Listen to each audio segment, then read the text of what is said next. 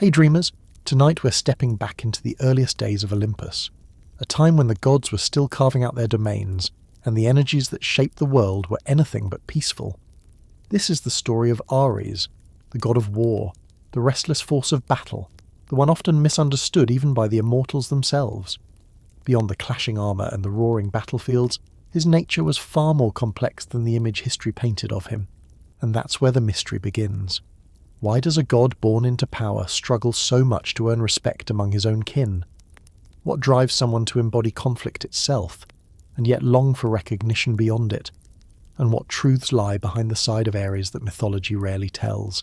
The loyal protector, the passionate lover, the god who wanted more than war. Before we settle in, tap like and subscribe if these stories bring you calm, and tell me in the comments, who's your favourite mythic figure? To understand Ares' birth, we must first travel back to a time when Mount Olympus was still settling into its power, when Zeus ruled over heaven and earth with a hand that was both magnificent and deeply, profoundly mortal in its appetites. The king of the gods had claimed Hera as his queen, binding her to him in a marriage that was both divine and, let's be honest, more than a little complicated by Zeus' notorious tendency to see almost any attractive creature as an invitation.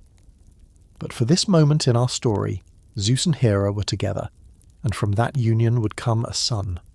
Hera, the queen of heaven, sat in her sacred chambers on Mount Olympus, chambers that gleamed with the soft golden light that only a goddess could command. The walls were adorned with peacocks, those magnificent birds that served as her sacred animals, their feathers catching the light in shades of emerald and sapphire and blue, so deep it seemed to hold the memory of the ocean itself. The air around her was thick with the scent of pomegranates and myrrh, that ancient incense that rose in delicate spirals from burning braziers positioned in every corner. And Hera herself, the most powerful woman in all the heavens, waited in that sacred space for the moment when her son would enter the world. But this was Hera we're talking about, a goddess who had never been content to simply exist in the background, while her husband conducted his endless affairs across the mortal realm and the divine. She had decided that this child, this son she carried, would be different from the others. He would be born from her will and her strength, not simply from Zeus's temporary passion.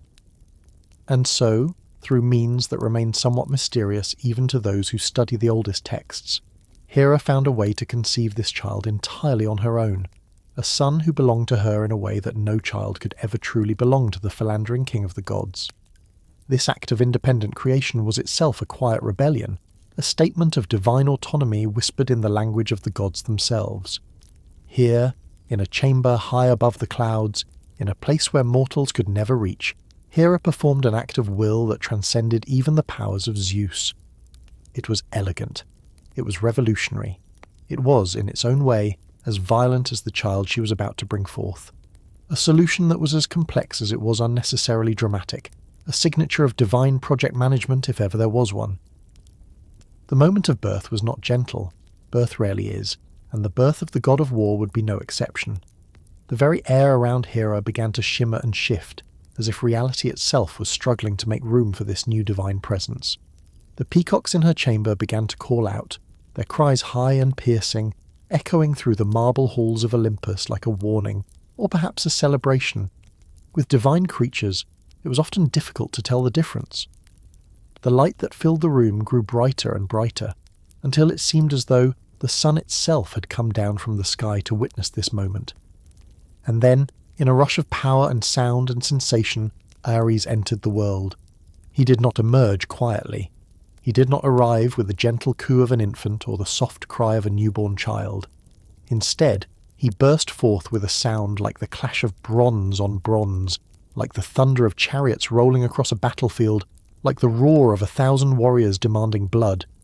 His cry was not the mewling of a human infant, but the sound of raw violence finding its voice for the first time, even as he drew his first breath.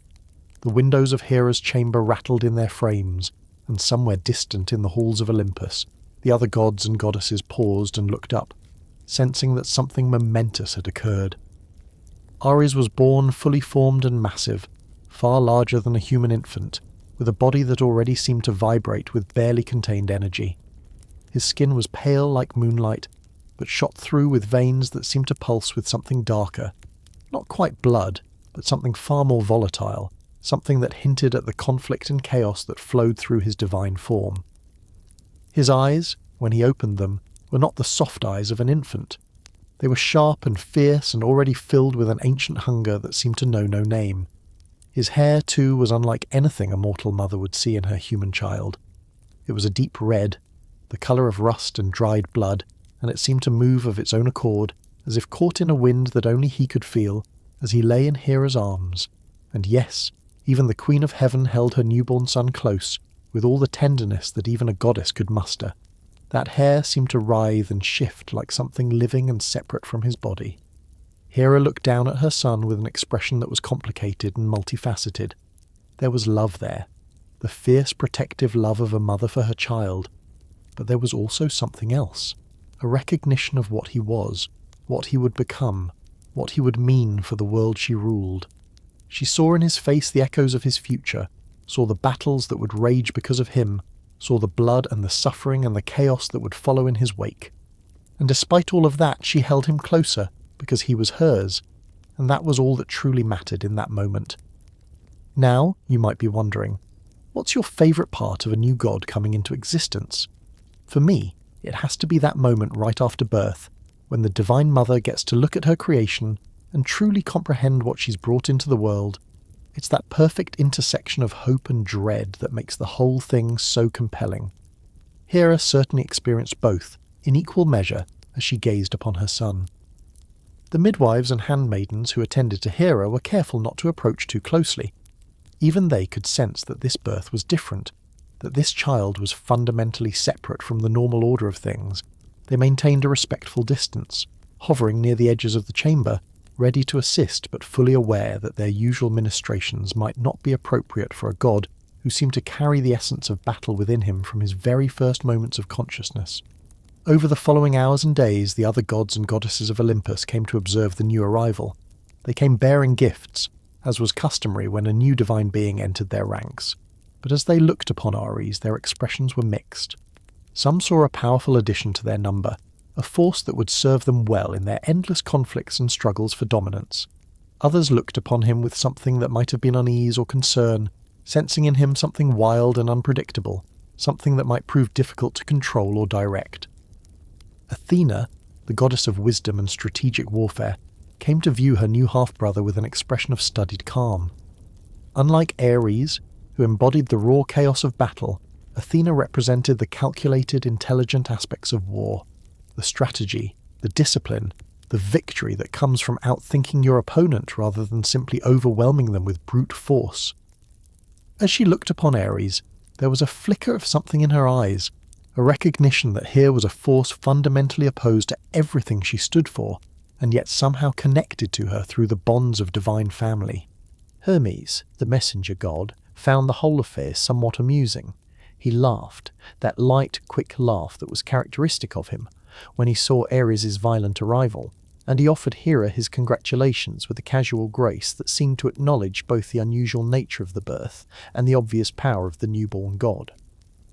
Hermes had a way of seeing the humour in situations that others might find purely serious or threatening, a perspective that would serve him well as he navigated the complex relationships between the various gods. Aphrodite, the goddess of love and beauty, came bearing flowers and perfumes from her sacred gardens. She cooed over the newborn in the way that goddesses do, but even she seemed slightly taken aback by the raw energy that radiated from this small divine form. Beauty and love have their place in the world, but in the presence of Ares, even Aphrodite, who would later become entwined with him in relationships of both passion and conflict, seemed to sense that she was in the presence of something that operated according to very different rules than those that governed the rest of the divine realm. But what did Ares himself experience in those first moments of existence? What thoughts and sensations filled his newly formed divine consciousness as he became aware of the world around him? From his earliest moments, Ares was conscious of a vast and endless hunger. It was not the simple hunger of an infant for nourishment, though he would certainly require that as well. This was something far deeper and more complex, a hunger for conflict, for challenge, for the exquisite sensation of struggle and combat. Every nerve in his newborn body seemed to quiver with anticipation for the trials that lay ahead. He was aware, in a way that was almost mystical, that his purpose had been written into his very essence before he was born. There was also a deep and fundamental isolation in his consciousness, even in these early moments. Ares was unique among the Olympian gods in a crucial way. He had no father, not in the sense that other children had fathers. Zeus was nominally his parent, yes, but Ares had been born from Hera's will alone, a product of divine will rather than divine union. This meant that he lacked something that the other gods possessed, that connection to Zeus, that acknowledgement of paternity that came with other children. It was a distinction that would shape his character and his relationships throughout his existence. He was, in some fundamental way, separate from the rest of the divine family, even as he was inextricably part of it. And yet, there was also something else in his consciousness, a kind of raw, untamed joy. This was existence itself, stripped of pretense and formality, reduced to its most basic and powerful components. He was alive, he was conscious, and he was free in a way that many of the gods were not. He did not have centuries of rules and protocols and expectations built into him. He had only hunger, only the drive toward conflict and power, and the acknowledgement of his strength. In those early moments, this seemed like the greatest gift that existence could offer. As the days passed, and Ares grew and grow he did, at a rate far faster than any mortal child, his personality began to emerge more clearly. He was not content to remain in the nursery, confined to the chambers that Hera had prepared for him. He sought out challenges, sought out other divine beings who might engage him in combat or competition. He was drawn, with an almost magnetic force, toward the sounds of conflict and struggle wherever they might occur within the realm of Olympus. The other young gods and goddesses quickly learned that playing with Ares was a proposition fraught with complications. His games often turned too rough, his competitions too intense, his desire to win too overwhelming. He did not understand the concepts of restraint or mercy, at least not yet. Those were lessons that would have to be learned, and even then, they would never come as naturally to him as they did to some of the other divine beings. Imagine being born into a world where everyone around you is watching to see how you'll turn out, waiting to categorize you and define your role. For Ares, even in infancy, that pressure was immense and constant. Doesn't that shape how any of us respond to those around us? I think it would, anyway. Even a god, fresh into existence, had to feel the weight of expectation and the burden of having his nature predetermined before he had a chance to discover it for himself. Hera, watching her son grow and develop, felt a complex mixture of emotions. There was pride, certainly, in the raw power and presence that Ares displayed. But there was also a kind of concern, a recognition that her son was fundamentally different from other divine beings, and that this difference would inevitably lead to complications and conflicts. She loved him, of course, with the fierce, protective love that a mother feels for her child. But she was also aware, perhaps more clearly than anyone else in the divine realm, that loving Ares meant accepting his nature, his need for conflict, his hunger for combat, his inability to find contentment in peace or quiet. The chambers where Ares grew and played began to bear the marks of his presence. Furniture would be overturned, walls would be scarred, beautiful objects would be broken in the course of his games and explorations. Hera found herself constantly having to repair and restore her chambers, maintaining the divine aesthetics that befitted the Queen of Heaven, while also allowing her son the freedom to grow and develop according to his nature. It was, in many ways, the eternal struggle of parenthood, the need to maintain order and structure while also allowing a child to be authentically themselves. Yet despite the chaos that Ares brought into Hera's carefully ordered realm, there was something undeniably magnetic about him. Gods and goddesses from all over Mount Olympus found themselves drawn to observe this new being, this embodiment of raw warfare and primal conflict. Some came out of curiosity, some out of concern, and some because they sensed in Ares something that called to something deep within their own natures. As weeks turned to months in that strange divine time that operated according to rules different from mortal years and seasons, Ares began to develop not just physically, but psychologically and spiritually as well. He grew to understand, on a fundamental level, that his existence was inextricably tied to conflict. Wherever there was war, wherever there was struggle, wherever there was the clash of opposing forces, that was his domain, his purpose, his raison d'etre. But more than that, he began to understand that war itself was complex, that it contained within itself elements of both chaos and order, of both destruction and creation. The ancient texts tell us that even as a child, Ares was feared by many of the gods. His power was evident, his strength was undeniable, and his hunger for conflict seemed to grow rather than diminish as he matured. Some of the more cautious deities began to wonder if Hera had made a wise choice in bringing this being into existence, regardless of how independent and powerful that choice had been. But Hera herself remained steadfast in her devotion to her son, understanding perhaps better than anyone else that he was not evil or dangerous in any moral sense. He was simply himself, the embodiment of the very principle that he represented. What aspects of a new deity's infancy fascinate you most? For me, it has to be that moment when you can see the god's essential nature beginning to crystallize, that instant when you realize who they're going to become. With Ares, it happened quite early, and it was unmistakable. Within months of his birth, everyone in Olympus knew exactly what they were dealing with. There's something both tragic and magnificent about that kind of clarity, that kind of predetermined nature. Because unlike mortals, who have the luxury of becoming whoever they choose to become over the course of their lives, the gods were largely defined by their essential nature from the moment of their creation. Ares could no more choose to become a god of gentle things than he could choose to stop existing. He was what he was, and the universe had to make room for him.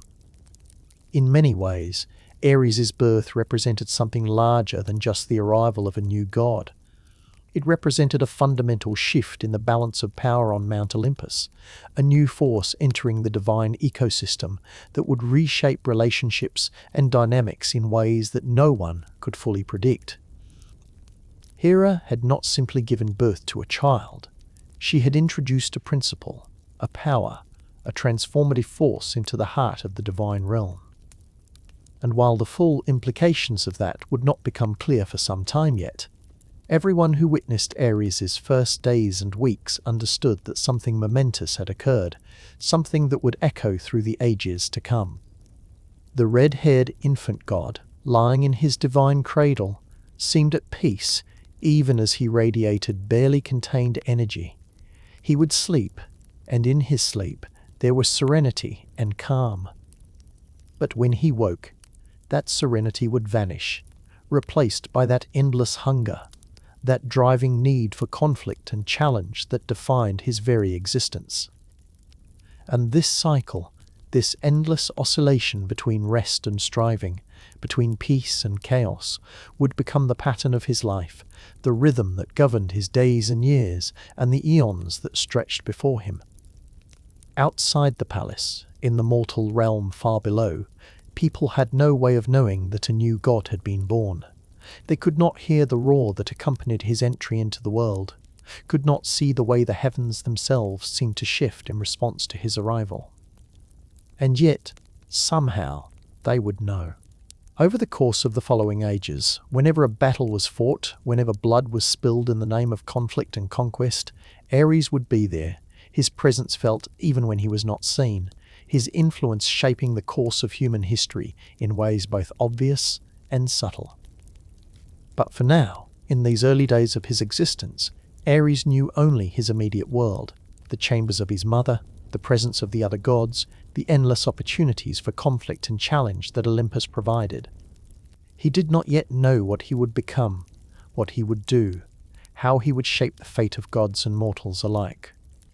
He knew only that he existed, that he had purpose, and that existence itself, with all its struggle and conflict and chaos, was a gift beyond measure, a gift that he would spend the rest of eternity exploring and expanding and defining in his own unique and unforgettable way. The centuries that followed Ares' birth were not kind to his reputation, and if you've been following along with these tales of the divine realm, you already know that reputation among the gods was everything, more precious than gold, more powerful than any weapon forged in the fires of Hephaestus's workshop. And Ares, for all his raw power and undeniable strength, found himself in the peculiar position of being perhaps the most feared and simultaneously the least respected of all the Olympian gods. This was not, you understand, because he lacked power or presence. Ares had both in abundance, radiating from him like heat from a forge, impossible to ignore and difficult to approach without feeling the weight of his nature pressing against your consciousness. No, the problem was something far more complex and far more revealing about the nature of divine politics and the values that governed Mount Olympus in those ancient days when the gods walked freely through both the mortal and divine realms.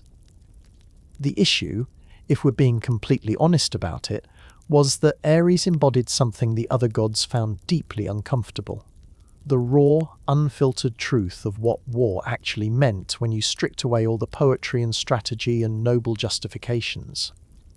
He was violence without apology, conflict without the comforting framework of higher purpose. Where Athena could wrap warfare in the elegant garments of wisdom and tactical brilliance, making it seem almost civilized and necessary, Ares simply was what he was. Bloodshed and chaos and the terrible, exhilarating rush of pure combat. And the other gods, particularly Zeus, found this deeply, profoundly troubling. Zeus, the king of the gods, the wielder of thunder and the master of Mount Olympus, looked upon his son. Though calling Ares, his son was always a bit complicated given the circumstances of his birth, with an expression that wavered somewhere between disappointment and active distaste. The ancient texts tell us that Zeus once declared, in a moment of particular frustration, that Ares was the most hateful of all the gods who dwell on Olympus, a statement so harsh and so final that it echoed through the divine realm like a thunderclap, leaving everyone who heard it slightly stunned by its severity. Imagine, for a moment, being born into a family where your very nature, the thing you cannot change, the essence that defines your existence, is despised by the patriarch of that family. Not because you've done something wrong necessarily, but because what you are fundamentally offends what he values. That was Ares' reality, day after day, century after century, as he navigated the complex social dynamics of Mount Olympus while carrying the burden of his father's open contempt. The relationship between Zeus and Ares was fraught with tension from the beginning, a father and son who could barely stand to be in the same room or the same pantheon without conflict arising. Zeus, you see, prided himself on his ability to govern, to maintain order among both gods and mortals, to impose structure on the chaos of existence through law and authority and strategic thinking. He was, in his own conception of himself, the ultimate ruler, the one who brought civilization and order to a world that would otherwise descend into madness. And then there was Ares, who represented everything Zeus sought to control, the raw, untamed force of conflict that recognized no authority, respected no boundaries, acknowledged no master except the primal drive toward violence and struggle. In many ways, Ares was a living rebuke to everything Zeus tried to accomplish. A constant reminder that beneath all the order and structure and carefully maintained hierarchy, there existed forces that simply could not be domesticated or controlled. Zeus favoured Athena, his daughter who had sprung fully formed from his own head in one of mythology's more memorable births, and who embodied the aspects of warfare that Zeus could approve of: strategy, wisdom, defensive combat undertaken for noble purposes. When Athena went to war, there was always a reason, always a higher purpose, always some element of justice or necessity that justified the violence.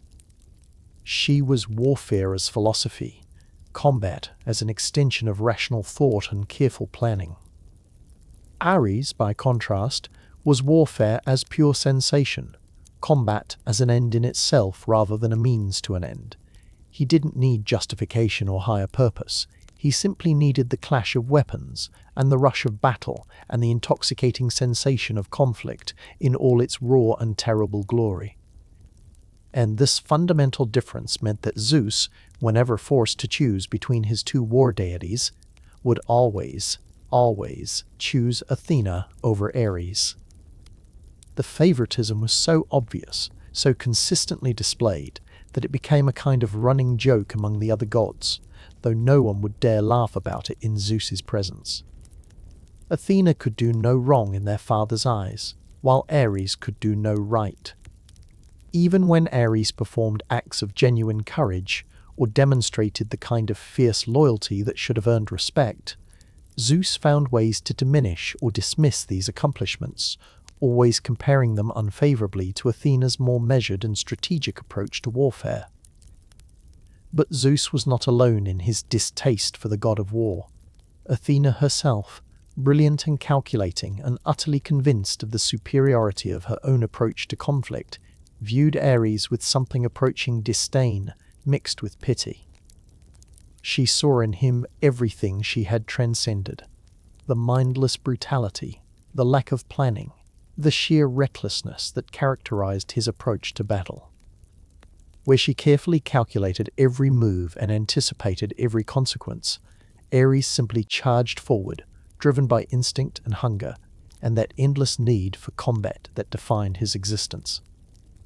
The famous confrontation between Athena and Ares during the Trojan War became the stuff of legend, a story told and retold throughout the ancient world as an illustration of the superiority of wisdom over brute force. The details varied depending on who was telling the tale, but the core narrative remained consistent. Ares, fighting on behalf of the Trojans, faced off against Athena, who supported the Greeks, and despite all his rage and power and terrifying presence on the battlefield, he was wounded and humiliated by his half-sister's superior tactics and strategic thinking. The scene, as described in the ancient poems, is almost painful to witness. Ares, massive and terrible and radiating violence, charges at Athena with all the fury of 1,000 battles burning in his eyes. But Athena, calm and measured and completely in control, simply picks up a stone of all things, and hurls it at Ares, striking him with such force that he collapses to the ground, his divine form stretched across 7 acres of the battlefield, defeated not through superior strength but through superior strategy. It was humiliating, it was public, and it was exactly the kind of story that reinforced every negative perception that the other gods held about Ares, that he was all power and no wisdom, all rage and no restraint, all violence and no virtue. Even in defeat, Ares could not command respect, because his defeat seemed to prove what everyone already believed about him. That raw force without intelligence was ultimately no match for calculated thought and careful planning. What's your take on the idea that sometimes the very qualities that make someone powerful also make them vulnerable? For me, that's the tragedy at the heart of Ares' story. His greatest strength was also his greatest weakness, and there was no way for him to change that fundamental equation without ceasing to be himself. The other Olympians maintained a careful distance from Ares, treating him with the kind of wary respect one might show a dangerous animal, acknowledging his power while simultaneously making it clear that his company was not particularly desired. At divine gatherings and feasts, Ares often found himself isolated, sitting apart from the main groups of gods and goddesses who clustered together in their social circles and alliances. He was invited, of course, because excluding him would have been a slight too obvious even for the sometimes petty politics of Olympus, but his presence was tolerated rather than welcomed, endured rather than enjoyed. Apollo, the god of light, music and prophecy, treated Ares with polite indifference, maintaining a diplomatic distance that suggested neither approval nor open hostility. Hermes, ever the clever diplomat, managed to maintain cordial relations with Ares through sheer force of personality and his ability to find common ground with even the most difficult divine beings. But even Hermes' friendship, if it could be called that, had limits, a boundary beyond which the messenger god would not venture, as if even his considerable social skills could not fully bridge the gap between Ares' nature and the values of the rest of Olympus. Hephaestus, the god of the forge and craftsmanship, had his own complicated relationship with Ares, one that would become even more tangled when Aphrodite entered the picture. But even setting aside that particular drama, which we'll explore in due time, Hephaestus viewed Ares with a mixture of resentment and grudging respect. Here was a god who used the weapons that Hephaestus forged, who understood the deadly beauty of well-crafted arms and armor, but who seemed to lack any appreciation for the artistry and skill that went into creating such things. Ares saw weapons as tools for violence, not as works of art, and this fundamental difference in perspective created a rift between the two gods that could never quite be bridged. Even Hera, Ares' mother, found her relationship with her son strained by his reputation and behavior. She loved him, of course, with that fierce maternal devotion that transcended logic or social acceptability. But even she could not deny that Ares was difficult, that his impulsiveness created problems not just for himself but for everyone around him, that his inability to think before acting led to complications that rippled through the divine realm and the mortal world alike. Hera tried, in her own way, to manage her son's reputation, to create opportunities for him to demonstrate qualities beyond mere brutality and bloodlust. She arranged for him to serve as a protector of cities, a defender of sacred oaths, a guardian of those who needed divine intervention in times of war. And to Ares' credit, he took these responsibilities seriously, understanding on some level that his mother was trying to help him find a place in the divine order that went beyond simply being the god everyone loved to hate. But even these attempts at rehabilitation could not fully overcome the fundamental problem that Ares' very nature put him at odds with the values that governed Mount Olympus. The gods prized wisdom, strategy, artistry, diplomacy qualities that Ares possessed either not at all or only in rudimentary form. What he did possess, raw courage, unshakable determination, absolute commitment to the fight regardless of the odds or the consequences, were qualities that the gods acknowledged but did not particularly admire, at least not in the pure, unfiltered form that Ares embodied. The criticisms levelled at Ares were numerous and varied, but they tended to cluster around a few central themes.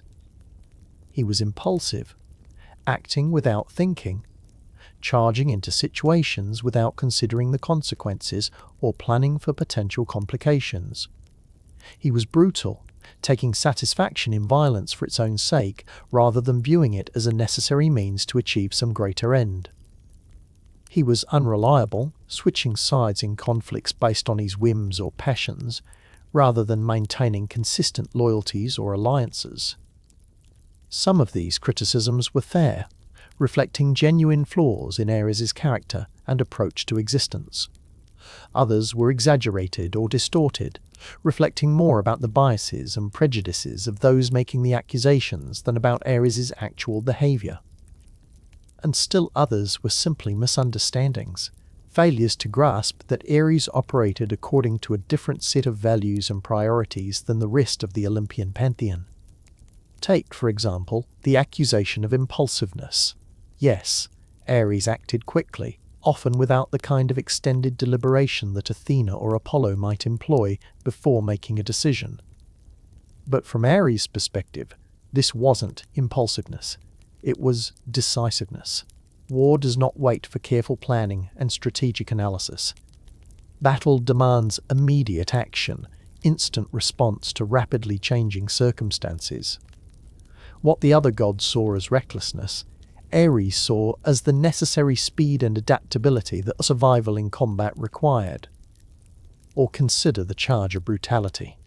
Certainly, Ares did not shy away from violence or attempt to minimize the bloodshed that accompanied war.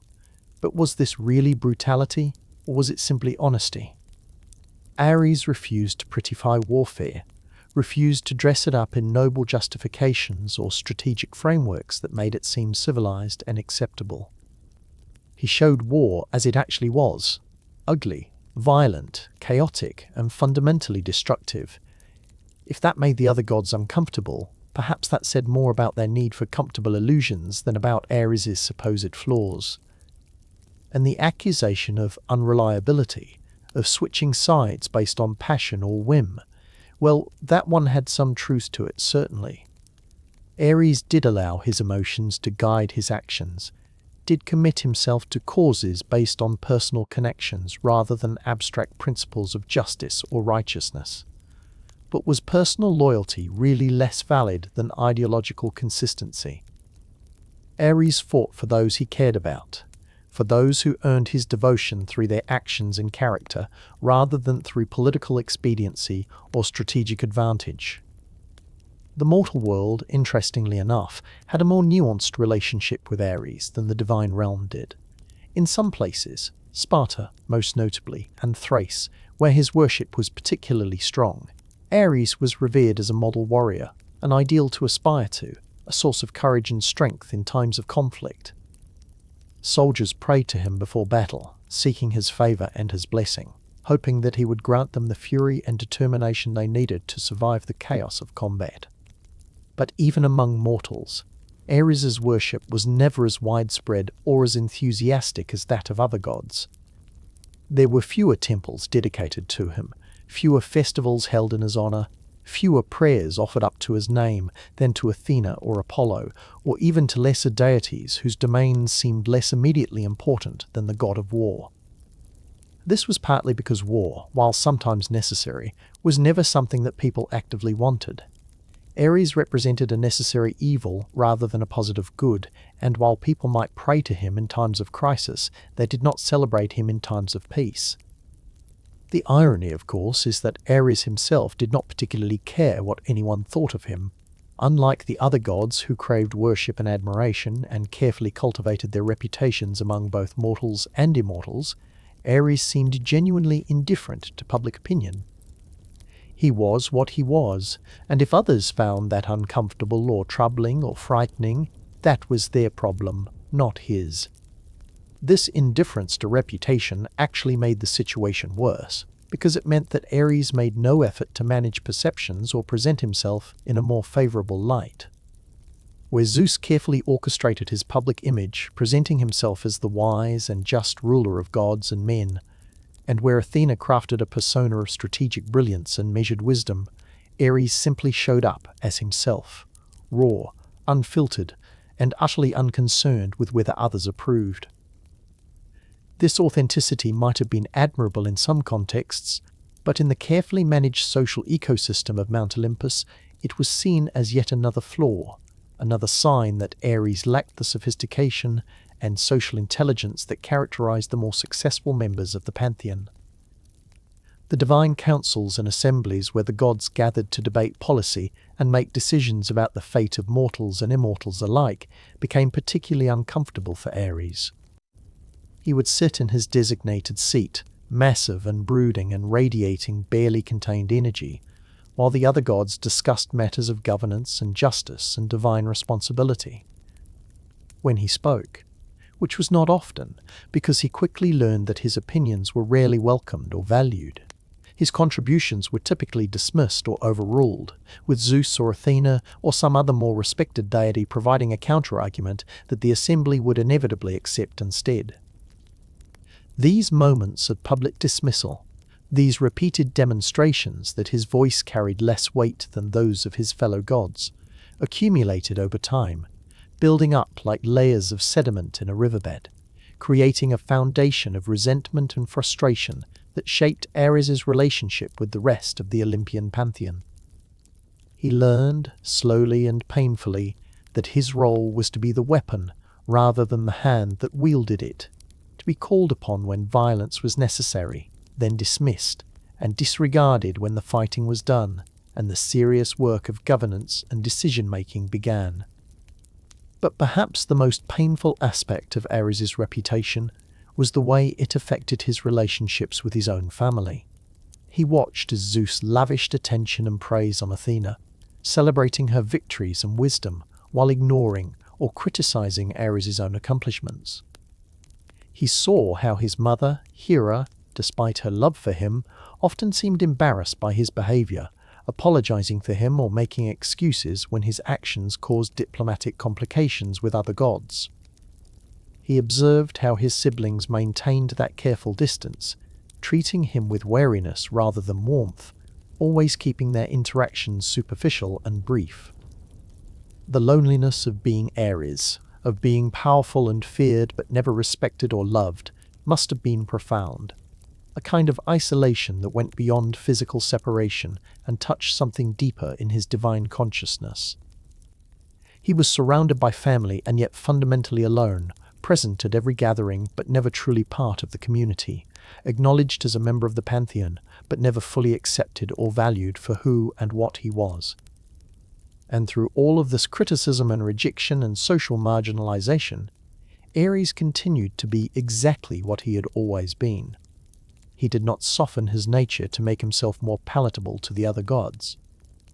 He did not adopt the strategic thinking and careful planning that might have won Zeus's approval. He did not transform himself into a more acceptable version of a war deity, one that wrapped violence in noble justifications and made conflict seem civilized and reasonable. Instead, he remained true to his essential nature, fierce, impulsive, brutal, and utterly committed to the raw truth of what war actually meant when all the pretty words and noble justifications were stripped away. And if that made him unpopular, if that earned him the criticism and scorn of his fellow gods, if that meant he would forever be the most feared and least loved of all the Olympians, well, that was simply the price he paid for being authentic in a realm that valued performance and presentation above all else. What do you think happens to someone, even a god, when they spend eternity being criticized for qualities they cannot change? Does it make them bitter, or does it make them stronger? Does it break them down, or does it forge them into something harder and more resilient than they would have been otherwise? These are questions without easy answers, but they're worth contemplating as we consider Ares' journey through the ages, his struggle to find meaning and purpose in a divine realm that had decided, almost from the moment of his birth, that he would never truly belong. The reputation that Ares earned during these formative centuries would follow him throughout the rest of his existence, shaping how mortals and immortals alike perceived and interacted with him. He would forever be the outcast god, the necessary evil, the force that everyone acknowledged but no one celebrated. And yet, in his own way, Ares represented something essential and irreducible about existence itself. The recognition that life contains conflict, that struggle is inevitable, and that sometimes the only honest response to chaos is to embrace it fully, rather than pretending it can be tamed or civilized or made acceptable through clever words and strategic thinking. The warrior's reputation, once established, proved almost impossible to change or escape, and Ares would carry it with him through all the ages to come, a burden and a badge of identity rolled into one, defining him in the eyes of others, while also, paradoxically, freeing him to be exactly and completely himself in a world that demanded conformity and careful self-presentation from everyone else. But here's the thing about being feared and unloved, about spending eternity as the god that everyone respects from a distance, but no one truly welcomes into their inner circle. It creates a hunger that goes beyond the battlefield, a need for connection that transcends the simple satisfaction of combat and conflict.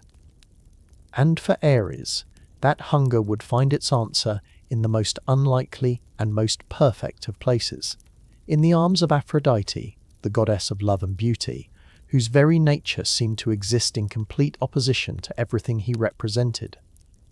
The affair between Ares and Aphrodite is one of mythology's most famous love stories, a tale that has been told and retold across centuries and cultures, interpreted and reinterpreted by poets and artists and storytellers who recognized in this unlikely pairing something fundamental about the relationship between love and war, between beauty and violence, between the forces that create and the forces that destroy.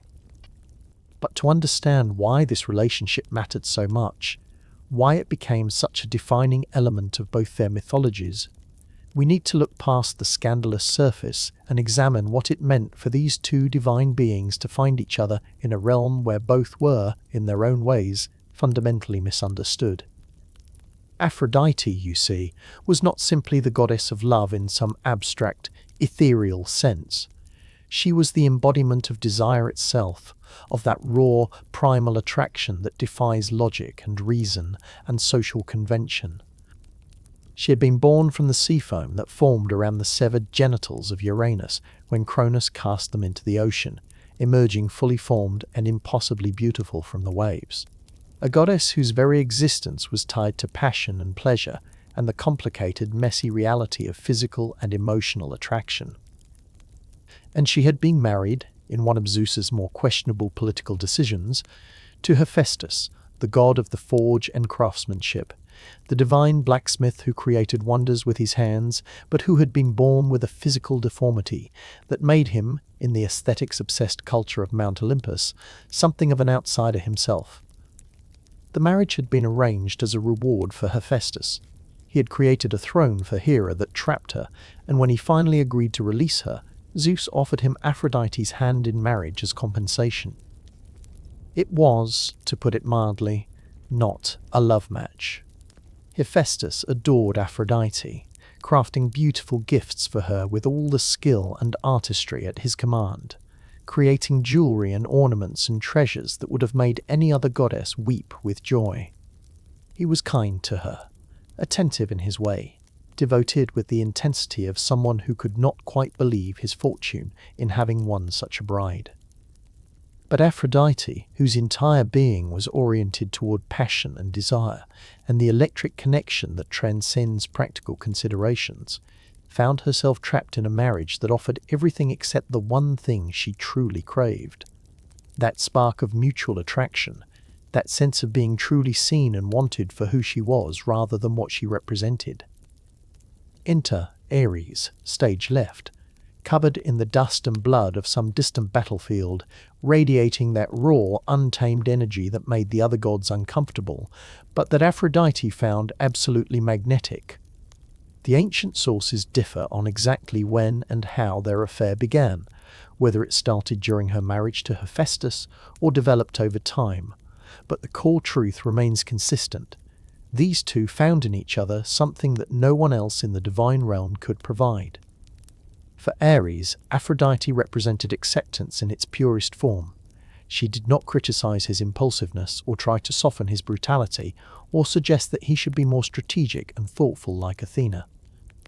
She saw the violence in him and was not repelled by it. In fact, she was drawn to it, recognizing in his fierce passion something that resonated with her own nature. Where the other gods saw only destructive chaos, Aphrodite saw intensity and commitment, and a kind of raw honesty that made her feel more alive than all of Hephaestus's careful devotion ever could. And for Aphrodite, Ares offered something equally precious desire that matched her own in its intensity, passion that did not need to be managed or civilized or dressed up in pretty words and noble sentiments. With Ares, she could be fully herself, could embrace the wild, untamed aspects of love and desire that her arranged marriage to Hephaestus had forced her to suppress or deny.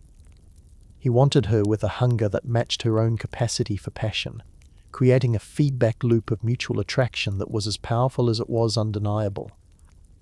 The relationship between them was electric, consuming, impossible to ignore or control. They would meet in secret, stealing moments together whenever Hephaestus was occupied with his forge work, or when the other gods were distracted by their own affairs and concerns. Their encounters were intense and all-consuming, the kind of passionate connection that leaves no room for restraint or caution or consideration of consequences. In each other's arms, Ares found respite from the loneliness of being perpetually unwelcome, and Aphrodite found the intensity of experience that made her feel truly alive. But secrets on Mount Olympus, no matter how carefully guarded, rarely stayed secret for long, and the affair between Ares and Aphrodite would eventually come to light in the most humiliating way possible, through the intervention of Helios, the sun god, whose all-seeing eye missed nothing that happened under the light of day. Helios, in his daily journey across the sky, watching over both the mortal and divine realms, happened to catch sight of Ares and Aphrodite together in what should have been a private moment. And Helios, for reasons that the ancient sources never entirely explain, but that probably had something to do with the complex social dynamics of Olympus, and perhaps a sense of solidarity with the wronged husband, decided to inform Hephaestus of what he had witnessed. Imagine receiving that information, learning that your wife, the goddess of beauty and desire, whom you adored with every fibre of your being, had been carrying on a passionate affair with the very god that most embodied everything rough and violent and opposite to your careful, artistic nature. The betrayal must have cut Hephaestus deeply, wounding him not just in his pride, but in that vulnerable place where we hold our sense of worthiness and belonging. He had tried so hard to be a good husband, had crafted such beautiful gifts, had offered such devoted attention, and still it had not been enough to compete with the raw, magnetic pull that Ares exerted on his wife. But Hephaestus was not simply going to accept this betrayal quietly. He was, after all, the master craftsman, the god whose skill with metal and mechanism was unmatched in all the divine realm. And so he devised a plan, a trap that would catch the lovers in the act and expose them to the ridicule and judgment of the entire Olympian pantheon, transforming his private humiliation into their public shame. Working in his forge with all the skill and artistry he possessed, Hephaestus crafted a net of bronze so fine and so delicate that it was nearly invisible, woven with such precision that it would hold even divine beings unable to escape once they were caught. He installed this net above the bed he shared with Aphrodite, rigging it with an ingenious mechanism that would spring at just the right moment, trapping anyone who was on the bed when it was triggered. Then, displaying a talent for manipulation that suggested he had perhaps learned more about strategy from watching the other gods than anyone had given him credit for, Hephaestus announced that he was taking a journey, travelling to one of his workshops on a distant island where he would be gone for several days. He said this loud enough for Aphrodite to hear, loud enough for her to understand that she would have the time and privacy to do whatever she wished while he was away. And Aphrodite, believing herself safe, believing that her husband was truly gone and that the palace was hers to command, sent word to Ares that the time was right, that they could be together without fear of discovery or interruption. Ares came to her with all the eagerness of a lover who had been denied his beloved's company for too long, entering the palace without suspicion or caution, thinking only of the reunion that awaited him. They came together with all the passion and intensity that characterized their relationship, falling into the bed that Hephaestus had so carefully prepared, losing themselves in each other with the abandon of those who believe themselves to be alone and unseen. And then, at precisely the right moment, the trap was sprung. The bronze net descended, wrapping itself around them with such speed and precision that they had no time to react, no opportunity to escape before they were caught, naked and entwined, held immobile by bonds so strong that even divine strength could not break them. And Hephaestus, who had not actually left on any journey but had been waiting nearby for exactly this moment, appeared in the doorway of his own bedchamber, looking down at the trapped lovers with an expression that must have contained equal measures of satisfaction and pain, triumph and heartbreak. He had caught them, had proven his suspicions correct, had obtained undeniable evidence of the betrayal that had been inflicted upon him. But Hephaestus did not stop there. He could have simply confronted them privately, could have demanded an explanation, or sought a divorce, or handled the situation with discretion and dignity. Instead, driven by the deep wound of betrayal and the desire to make his humiliation their punishment, he called out to the other gods, summoning them to witness what he had discovered, inviting them to come and see the evidence of Ares and Aphrodite's crime against the sacred bonds of marriage. The gods came, of course, because the promise of scandal and drama was far too enticing to resist, and because there was a certain schadenfreude in witnessing the mighty brought low even, or perhaps especially, when the mighty were their own divine relatives. Zeus came, though perhaps with some reluctance, given his own extensive history of extramarital affairs. Apollo came, always ready to observe and comment on the follies of others. Hermes came, bringing his characteristic mix of curiosity and amusement. Even Poseidon came, drawn by the spectacle and perhaps by some fellow feeling for Hephaestus, who had been wronged so publicly. The goddesses, according to most versions of the tale, declined to attend, whether out of modesty or solidarity with Aphrodite, or simply because they had more dignity than to participate in such a public shaming. But the male gods gathered around the bed where Ares and Aphrodite lay trapped in their bronze net, naked and exposed and utterly unable to escape or defend themselves, and they looked upon the scene with expressions that ranged from amusement to envy to genuine shock. The humiliation was absolute and devastating. Ares, the fierce god of war who had faced down countless enemies without fear, found himself reduced to an object of mockery, trapped like an animal in a snare, his vulnerability on full display for the entertainment of those who had always looked down on him. And Aphrodite, the goddess whose power lay in her ability to inspire desire and admiration, found herself exposed not in the graceful, controlled way she chose to reveal herself, but in a moment of absolute powerlessness, her private passion turned into public spectacle. The gods' reactions, as preserved in the ancient sources, reveal much about the culture and values of Olympus. Some of them laughed, cruel, mocking laughter that must have burned like acid in the ears of the trapped lovers. Apollo, according to some versions, made jokes about the situation, commenting that he would gladly endure such shame if it meant spending a night with Aphrodite. Hermes reportedly agreed, saying that even if there were 3 times as many nets, and all the gods and goddesses were watching, he would still choose to share Aphrodite's bed.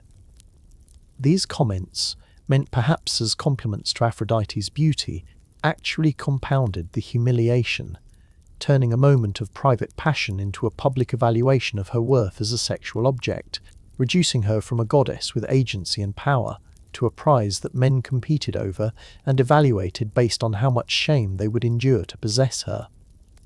The casual cruelty of these remarks, the thoughtless way they stripped Aphrodite of her dignity while pretending to honor her beauty, reveals the deeply problematic nature of divine culture and the ways that even admiration could become another form of violation. Hephaestus, standing at the edge of this scene, demanded that Zeus intervene, that he condemn the affair and punish those who had violated the sacred bonds of marriage. He wanted acknowledgement of the wrong done to him, wanted restitution for the betrayal he had suffered, wanted the other gods to recognize that he had been treated unjustly and that his revenge, however extreme, was warranted by the circumstances. Zeus, trapped between his role as the upholder of divine law and his own rather extensive history of marital infidelity, found himself in an awkward position. He could hardly condemn Ares and Aphrodite for adultery without inviting uncomfortable comparisons to his own behavior, and yet refusing to support Hephaestus would undermine the very concept of marriage that he nominally championed. The situation required diplomatic skill and careful navigation, qualities that Zeus possessed in abundance when he chose to employ them. Poseidon, perhaps recognizing Zeus's discomfort and seeking to diffuse a situation that threatened to expose uncomfortable hypocrisies, intervened on behalf of the trapped lovers. He promised to take responsibility for Ares's behavior, offering to guarantee that appropriate compensation would be paid to Hephaestus for the offense committed against him. This offer provided Zeus with a way out of his dilemma, allowing him to maintain the appearance of justice while avoiding the need to make explicit judgments about behavior that uncomfortably mirrored his own. Eventually, after what must have felt like an eternity to the trapped lovers, the net was released, and Ares and Aphrodite were freed from their bronze prison. Ares, humiliated beyond measure, fled immediately, not to some nearby location where he might attempt to salvage his dignity through explanation or confrontation, but all the way to Thrace, his homeland, seeking distance and isolation from those who had witnessed his shame. He withdrew into himself, nursing wounds that were emotional rather than physical, but that perhaps hurt more deeply than any injury received in battle. Aphrodite, equally shamed, returned to Cyprus, to the sacred groves and temples, where her worship was strongest, where she could retreat from the judgment of Olympus and attempt to restore the dignity that had been so publicly stripped from her. The ancient sources tell us that she bathed in sacred waters, performing rituals of purification that were as much about emotional healing as physical cleansing, washing away the taint of humiliation and public exposure. What's your perspective on the way shame functions in relationships, especially when private intimacy becomes public spectacle? For me, there's something particularly cruel about the way this story unfolds, the way the lovers' vulnerability was weaponized against them, turning what should have been a private matter between consenting adults, or rather consenting deities, into a public performance designed to humiliate and punish. But here's what makes this story more than just a cautionary tale about the consequences of adultery. Despite the public humiliation, despite the shame and mockery, and the very real damage inflicted by their exposure, the affair between Ares and Aphrodite did not end. They continued their relationship, perhaps more discreetly, perhaps with greater caution about when and where they met, but the fundamental connection between them remained unchanged, unbroken by the ordeal they had endured. This persistence, this refusal to let shame dictate the terms of their connection, tells us something important about the nature of their bond. It was not simply physical attraction, though that certainly played a role, and it was not merely rebellion against social convention, though that element was also present. What existed between Ares and Aphrodite was something more fundamental, a genuine recognition of each other's essential nature, an acceptance that went deeper than surface compatibility or social appropriateness. They went on to have several children together, offspring who embodied various aspects of their parents' natures. Eros, in some traditions, was considered their son, the god of passionate love who carried both his mother's beauty and his father's intensity. Phobos and Deimos, fear and dread, were undeniably their children, personifications of the terror that accompanies warfare, the psychological weapons that Ares wielded alongside his physical arms. Harmonia, the goddess of harmony and concord, represented perhaps the reconciliation of opposites, the synthesis that could emerge when love and war found common ground. The existence of these children, particularly Harmonia, suggests that the relationship between Ares and Aphrodite was more complex and more generative than the simple scandal narrative might suggest. They created together, bringing new divine beings into existence who represented aspects of reality that neither parent could embody alone. Their union, however unconventional and socially unacceptable it might have been, produced something valuable and necessary for the divine order. But the affair had consequences that extended beyond the immediate participants. Hephaestus, wounded and betrayed, never fully recovered from the humiliation of his wife's infidelity, though he eventually divorced Aphrodite, or she divorced him, depending on which version of the myth you follow, freeing both of them from a marriage that had brought satisfaction to neither. He remained bitter about the affair, reportedly cursing Harmonia with a cursed necklace as a wedding gift, passing his pain and resentment down through the generations in a typically divine fashion. The relationship between Ares and Athena, already strained by their fundamentally opposed natures and Zeus's obvious favoritism, became even more complex after the scandal with Aphrodite. Athena, who represented controlled strategic warfare in contrast to Ares's chaotic brutality, now had additional reason to look down on her half-brother, not just for his approach to combat, but for his participation in an affair that violated social norms and brought shame upon the divine family. Their confrontations took on additional layers of judgment and resentment, with Athena's victories over Ares carrying implications that went beyond simple military superiority. Zeus, too, viewed Ares differently after the scandal, Or perhaps the scandal simply gave Zeus permission to express more openly the distaste he had always felt for his son. The affair confirmed everything Zeus believed about Ares being unable to control his impulses, unable to think strategically about consequences, unable to behave with the dignity and restraint that Zeus expected from the Olympian gods. It became another item on the long list of Ares' failures and shortcomings, another reason for Zeus to favour Athena over her impulsive half-brother. But perhaps most interestingly, the scandal changed how other gods viewed Aphrodite. Before the affair and its dramatic exposure, she had been the goddess of love, beautiful and desirable, but somewhat distant, operating in a realm of romance and attraction that seemed separate from the messy realities of actual relationships. After the scandal, she became more real, more complex, more human in her flaws and desires and willingness to violate social norms for the sake of genuine connection. Some gods respected her more for refusing to let her arranged marriage define the boundaries of her experience, for claiming her own agency and choosing her own lover despite the social costs. Others judged her more harshly, viewing the affair as evidence of moral weakness or lack of self-control. But no one could any longer pretend that Aphrodite was simply a symbol or an abstraction. She was a being with desires and needs, and the willingness to risk everything for the connection she craved.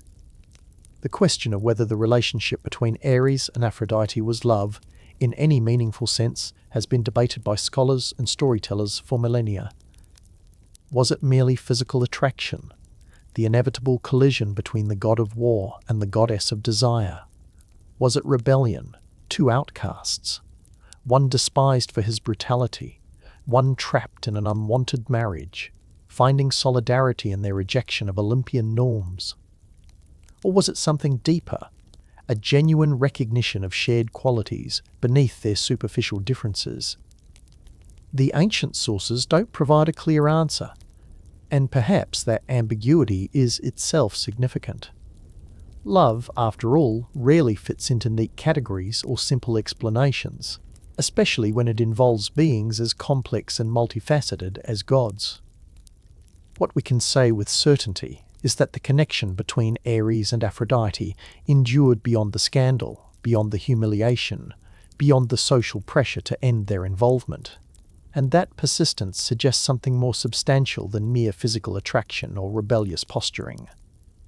Consider, too, that Aphrodite could have chosen any lover she desired. She was the goddess of beauty and attraction, capable of inspiring desire in any being she encountered. If her affair with Ares was simply about physical pleasure or rebellion against her marriage, she could have selected someone less controversial, someone whose company would have brought less social cost. But she chose Ares, specifically Ares, the god whom everyone else rejected and despised, and she continued choosing him even after the affair became public knowledge. And Ares, for his part, could have sought comfort in countless other relationships. He was powerful and fierce, and there were certainly those who found his intensity attractive, who would have welcomed his attention without the complications that came with pursuing a married goddess. But he chose Aphrodite, risked public humiliation for her, and continued the relationship despite the mockery and judgment of the other gods. These choices suggest that what existed between them was more than simple convenience or rebellion. It was recognition, the kind of deep seeing that transcends social convention and rational calculation. They saw in each other something that no one else acknowledged or valued, and they chose to prioritize that connection despite every reason to walk away and find easier, more acceptable partners. The rivalry with Hephaestus added another layer of complexity to the situation, creating a triangle that played out across centuries of divine drama. Hephaestus never truly forgave the betrayal, never fully released the bitterness of having been humiliated by his wife and her lover. His craftsmanship, which had once been motivated by love and the desire to please Aphrodite, became tinged with resentment and the need to prove his own worth in the face of her rejection. The cursed necklace he created for Harmonia, Ares, and Aphrodite's daughter, became a symbol of how pain and betrayal can be transmitted across generations, how the wounds of one relationship can create suffering that extends far beyond the original participants. The necklace brought tragedy to all who possessed it, a beautiful object that carried within itself the poison of Hephaestus's unresolved grief and anger. But the rivalry between Ares and Hephaestus was not simply about Aphrodite, any more than the relationship between Ares and Aphrodite was simply about physical desire. It represented a clash between different kinds of power and different ways of being in the world. Hephaestus wielded the power of creation, of bringing beauty and function into existence through skill and patience and careful planning. Ares wielded the power of destruction, of breaking down what existed to make room for something new, of embracing chaos as a necessary force in the cycle of existence.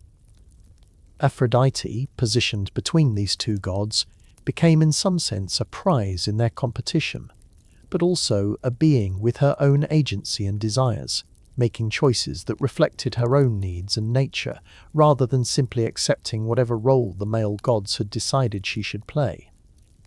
Her choice of Ares over Hephaestus was not a judgment about which god was objectively superior, but rather a statement about what she needed and wanted from a partner, about which kind of connection resonated with her own nature.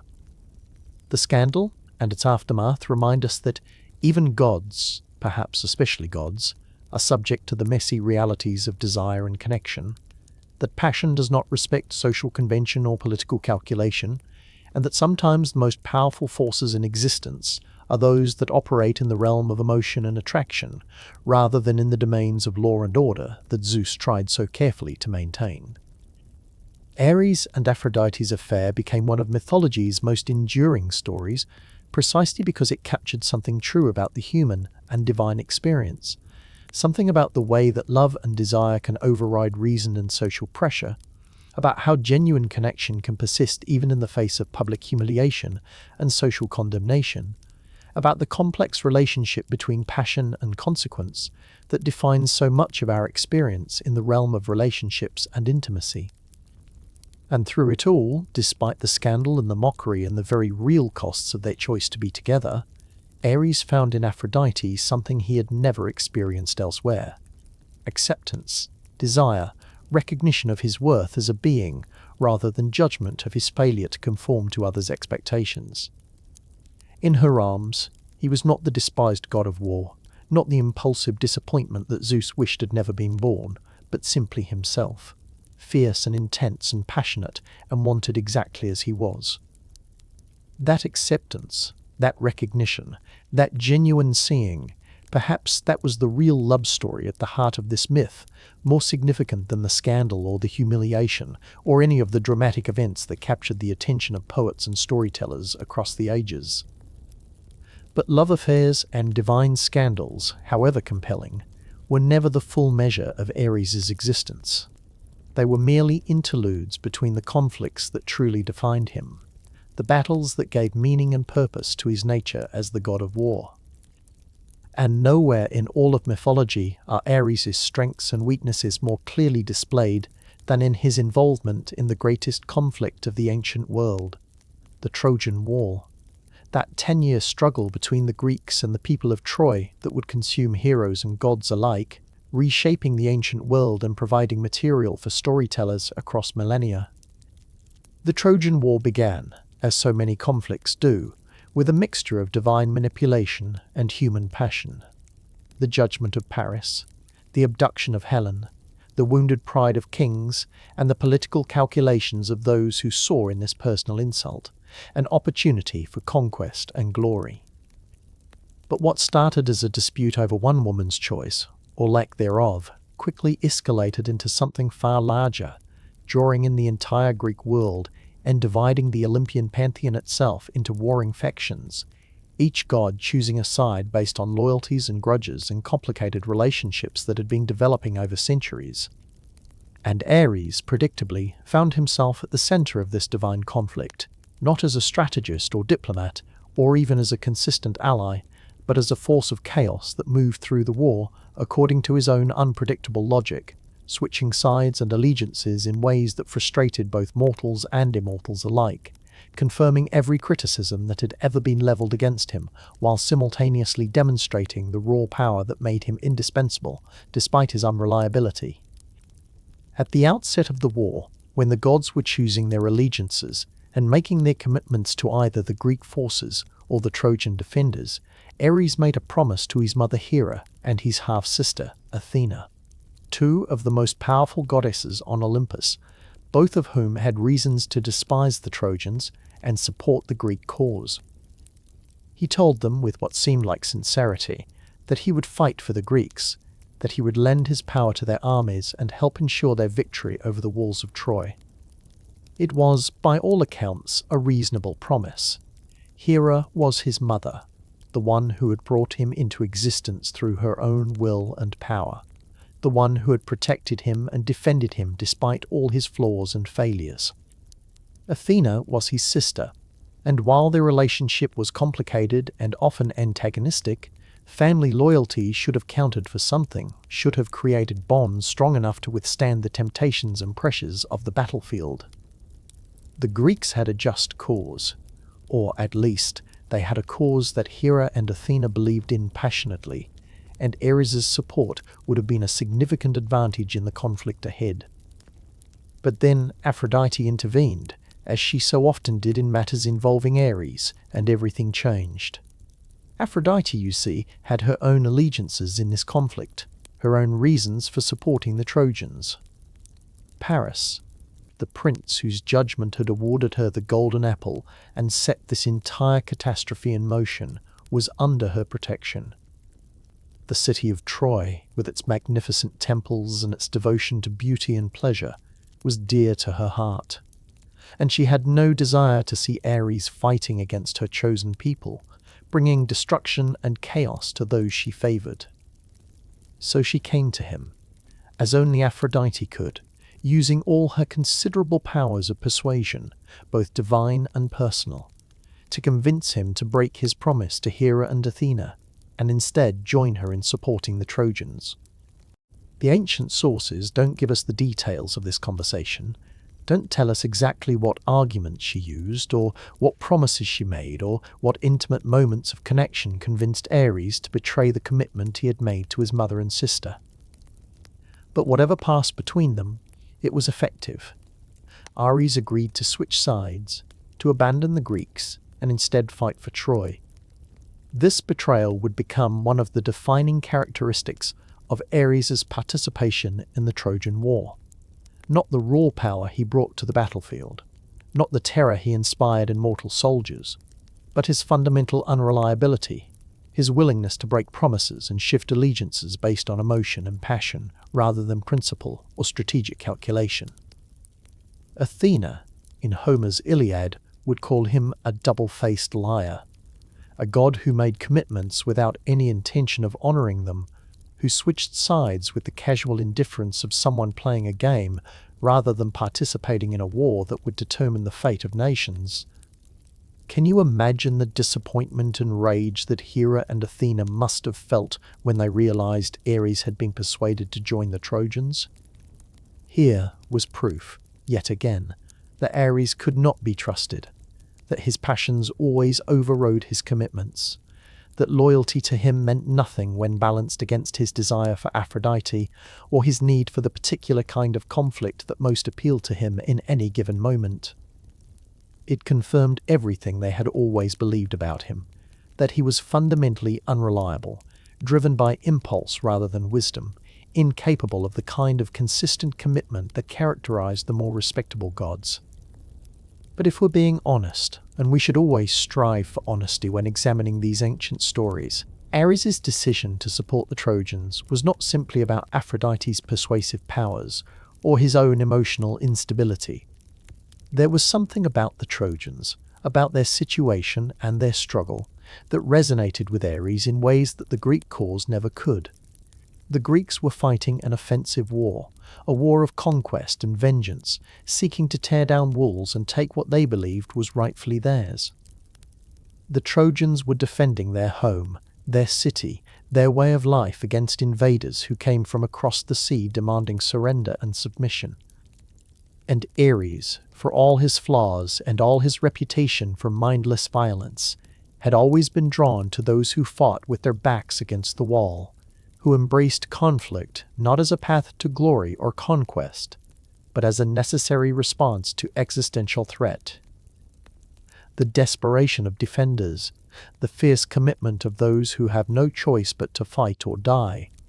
This was the kind of warfare that called to something deep in Ares's nature, that made him feel alive and present and necessary in ways that strategic conquest never could.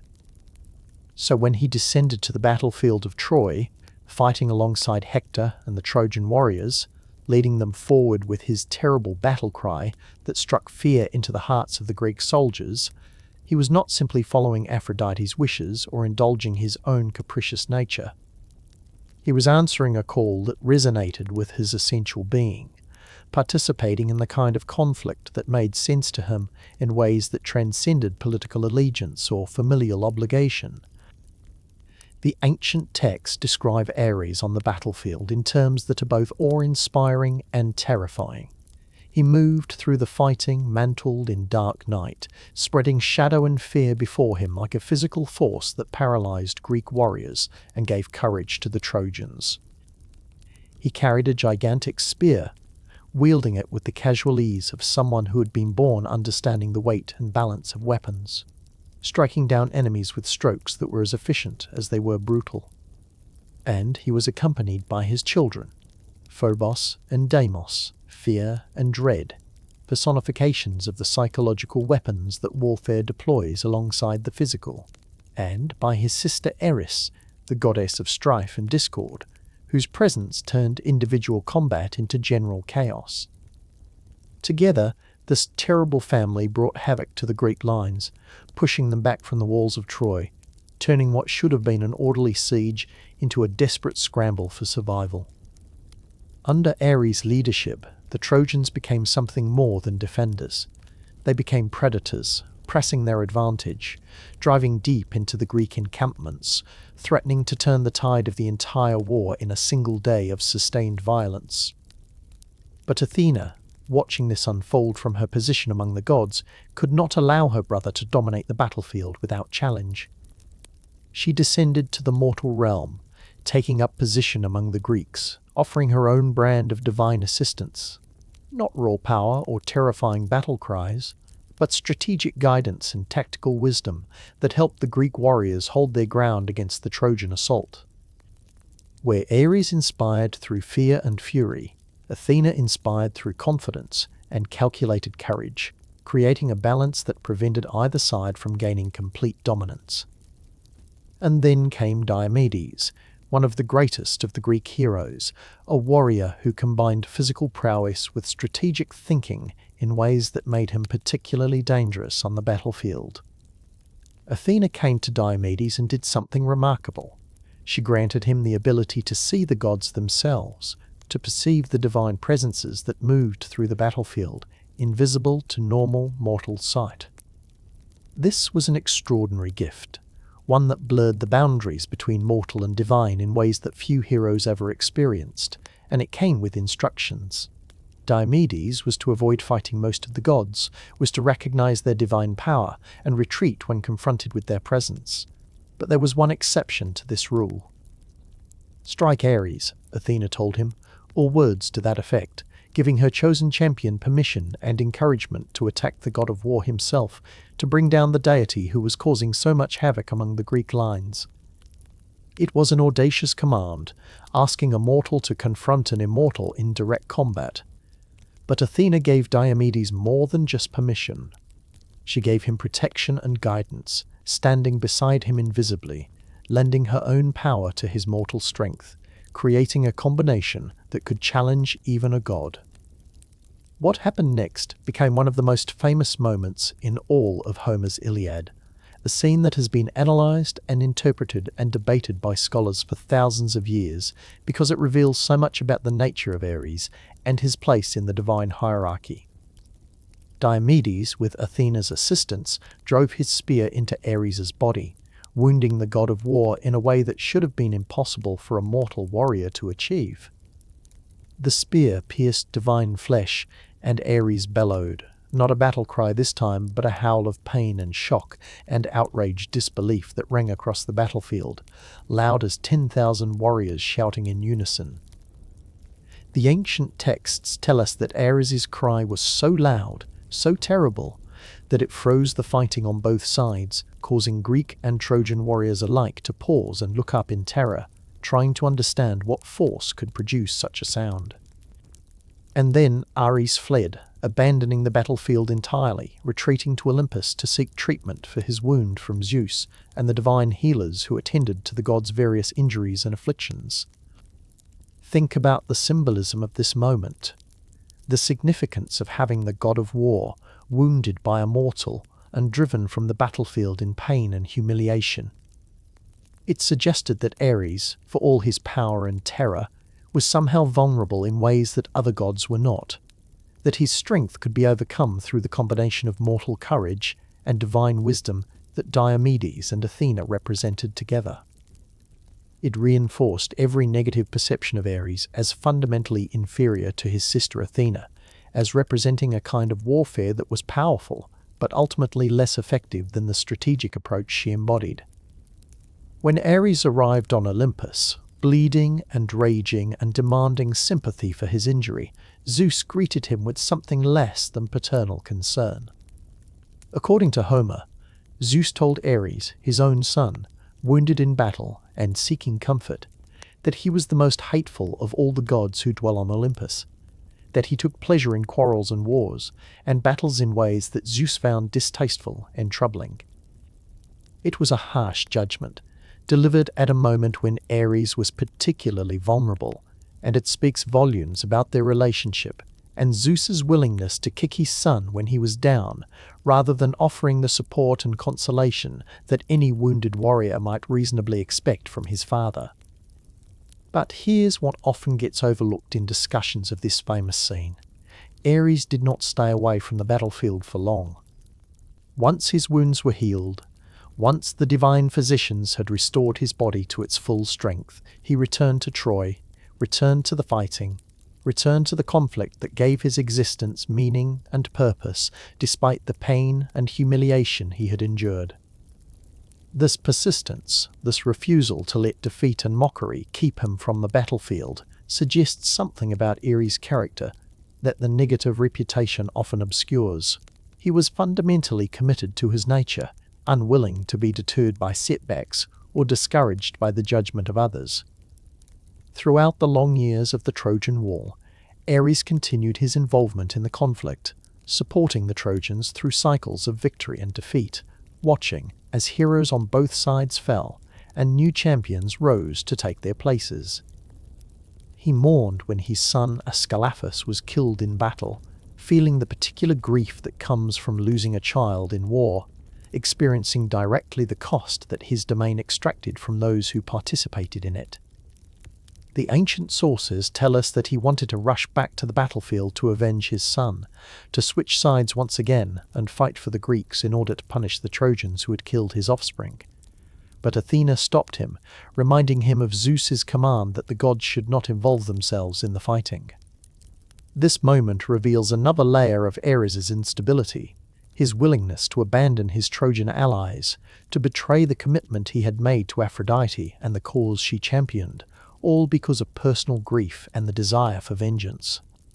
It confirms the accusations of unreliability, the charge that Ares could not maintain consistent allegiances, but instead shifted his support based on immediate emotional responses rather than considered principles or strategic calculations. And yet, there's something deeply human, or perhaps deeply honest, about this impulse. Who among us, when faced with the death of a child, would not want immediate revenge? Who wouldn't be tempted to abandon previous commitments and alliances in favour of striking back at those responsible for such a devastating loss? Ares' desire to avenge Ascalaphus, while strategically foolish and politically inconsistent, was emotionally authentic in ways that the more controlled responses of other gods often were not. Later in the war, when Zeus finally permitted the gods to enter the fighting directly once more, unleashing divine power on both sides of the conflict in a climactic escalation that threatened to tear apart the very fabric of reality. Ares found himself once again confronting Athena in direct combat. He attacked her, seeking to avenge his earlier humiliation when she had helped Diomedes wound him, trying to prove that in direct divine confrontation his raw power could overcome her strategic wisdom. What do you think drives someone to keep confronting an opponent who has defeated them before? Is it courage or stubbornness, or simply the inability to accept reality? For Ares, it seemed to be all three. He could not let go of the grudge, could not accept that Athena was his superior in the ways that mattered to the other gods, could not stop himself from seeking one more confrontation in the hope that this time, somehow, the outcome would be different. But of course, the outcome was not different. Athena, calm and controlled and utterly secure in her superiority, picked up a massive boulder, a stone so large that it took divine strength to lift it, and hurled it at Ares with devastating accuracy. The stone struck him with such force that he collapsed to the ground, his divine body stretched across 7 acres of the Trojan plain, defeated once again by his sister's superior tactics and strength. The image of Ares sprawled across the battlefield, covering 7 acres in his divine form, became another iconic moment in the mythology surrounding him. A visual representation of his defeat, his humiliation, his failure to overcome the very obstacles that everyone had always known he could not surmount. It was proof, if any more proof were needed, that Ares was fundamentally outmatched by his more intelligent, more controlled, more strategic sister, that raw power and violent passion could not compete with wisdom and tactical brilliance. Aphrodite, watching from nearby, rushed to Ares' side, attempting to help him from the field, to remove him from the immediate danger, and perhaps to spare him the additional humiliation of being further attacked while he was down. But even this gesture of compassion and loyalty became another source of mockery, another moment in which Ares was portrayed as weak and dependent, requiring rescue from the goddess of love because he could not manage his own retreat from the battlefield. The ancient texts treat this entire sequence with a mixture of epic grandeur and subtle contempt, acknowledging Ares' power while simultaneously undercutting it with these repeated demonstrations of his inferiority to other gods, particularly to Athena. It's a pattern that runs throughout his mythological appearances. He is fearsome and terrible and capable of great destruction, but he is also somehow less than he should be, unable to achieve the kind of total dominance that his raw power should theoretically provide. But here's an alternative reading that the ancient sources never quite articulate, but that feels worth considering. What if Ares' defeats were not failures of power or courage, but the inevitable result of fighting according to his own nature in a world that valued different qualities? Athena defeated him not because wisdom is inherently superior to strength, but because the framework within which they were operating, the divine hierarchy of Olympus, the values that governed how conflicts were evaluated and victories were measured, was designed in ways that favored her approach over his. Ares fought with everything he had, threw himself completely into every battle, held nothing back in reserve, committed himself totally to the moment of conflict without calculating odds or planning escape routes, or considering how defeat might affect his reputation. This was not stupidity or recklessness in the negative sense. It was authenticity, a refusal to fight in ways that contradicted his essential nature, even when a more measured approach might have brought better results. Throughout the Trojan War, Ares participated in countless other conflicts and confrontations that the major epic poems don't detail, but that were part of the oral tradition surrounding this greatest of ancient conflicts. He led Trojan charges, inspired defenders on the walls, struck down Greek heroes whose names have been lost to history, and generally made himself into one of the defining presences on the battlefield, someone whose participation shaped the course of events, even when it didn't determine the ultimate outcome. The Trojan War, despite all of Ares' efforts and all the power he brought to the Trojan cause, ultimately ended in Greek victory. The famous wooden horse, the sack of the city, the death of Hector, and the fall of Troy's magnificent walls. Ares' support had not been enough to save the city he had championed. His power had not been sufficient to overcome the combined forces of the Greeks and the gods who supported them, and once again his participation in a great conflict had ended in defeat, and the confirmation that his approach to warfare, however fearsome and impressive, was not enough to secure victory against more strategic opponents. But beyond the Trojan War, Ares participated in countless other conflicts across the ancient world. Smaller battles, regional disputes, personal confrontations between heroes who called upon the gods for assistance. He fought against giants during the Gigantomachy, when the earth-born beings attempted to overthrow the Olympian gods and establish their own rule over the cosmos. He defended the gods' territory against various threats and incursions, serving as a kind of divine warrior who could be deployed whenever raw military force was needed to resolve a situation. In these conflicts, Ares was often effective, even dominant, because they played to his strengths without exposing his weaknesses in the ways that more complex political and strategic situations did. When the task was simply to fight and to win through superior force and fearlessness, Ares excelled, demonstrating the kind of courage and commitment that made him invaluable despite his reputation and his inability to navigate the more subtle aspects of divine politics. One particularly interesting episode involves his encounter with Areopagus, a son of Poseidon who raped Ares' daughter Alcippe.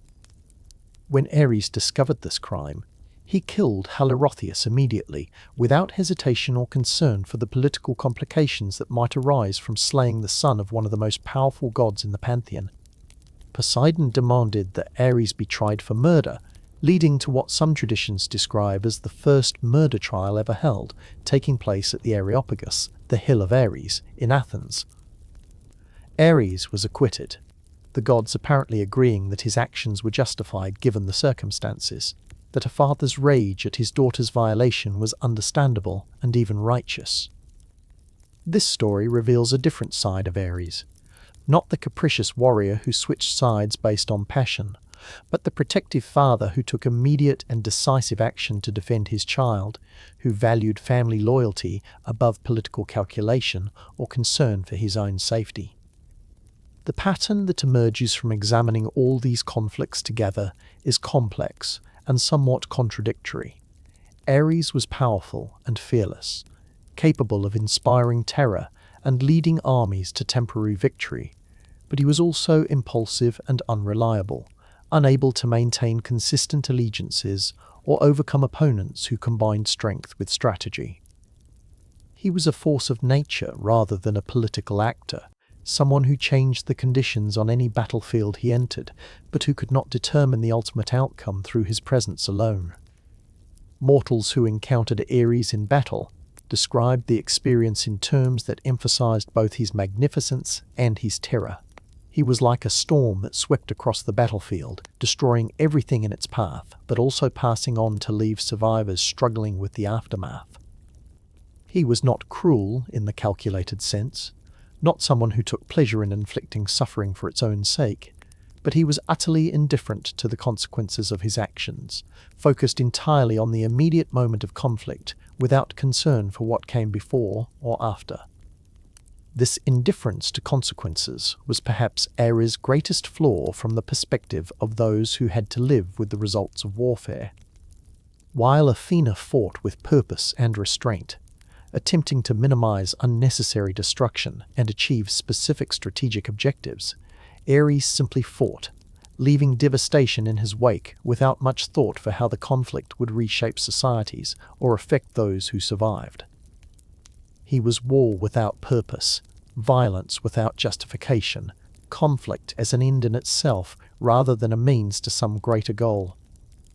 And yet, in his own way, Ares represented something true and necessary about the nature of warfare that the more strategic gods preferred to ignore or minimize. That once conflict begins, once the violence is unleashed, it takes on a life of its own that no amount of strategic planning can fully control. Armies that start wars with clear objectives and measured goals often find themselves caught up in escalating brutality that exceeds any original intention. The chaos and destruction that Ares embodied was not an aberration, but rather the essential reality of what warfare actually means when stripped of its noble justifications and strategic frameworks. So when we look at Ares' participation in the battles among gods and mortals, what we're really seeing is a god who refused to pretend that war was anything other than what it actually was: ugly, chaotic, destructive, and fundamentally transformative in ways that could not be predicted or controlled. His instability, his switching of sides, his inability to maintain consistent allegiances, these were not simply personal flaws, but rather reflections of war's own nature. Its tendency to reshape loyalties and create unexpected alliances, its resistance to the kind of orderly planning that gods like Athena preferred. The mortals who prayed to Ares before battle did not ask for wisdom or strategy or noble purpose. They asked for courage, for strength, for the ability to survive the chaos that was about to engulf them. And Ares, whatever his other failings, could provide that, could give mortal warriors the fury and fearlessness they needed to face death without flinching, to charge forward into danger without calculating the odds or considering retreat. That was his gift, and it was not a small one, even if it was never as celebrated or as respected as the gifts that other gods provided. In the end, despite all the criticism and mockery and repeated defeats, Ares remained essential to the divine order, representing something that could not be replaced or eliminated, a force that the cosmos needed even when it was deeply uncomfortable with what that force represented and the chaos it inevitably unleashed wherever it appeared. But of all the battles and conflicts that defined Ares' existence, of all the confrontations with mortals and immortals that shaped his reputation and legacy, perhaps none reveals more about his essential character, and about the complex relationship between violence and justice, between vengeance and law, than the event that would give Athens one of its most important institutions. And Ares himself, a rare moment of validation in a divine culture that usually viewed him with suspicion and contempt.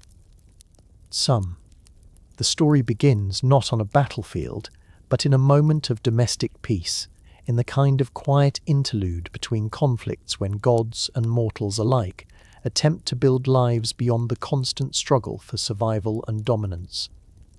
Ares had a daughter named Alcippe, born from his union with Agraulos, the daughter of Cecrops, the legendary first king of Athens who was said to be half man and half serpent, a being who stood at the boundary between the mortal and divine realms in ways that made him particularly significant in Athenian mythology.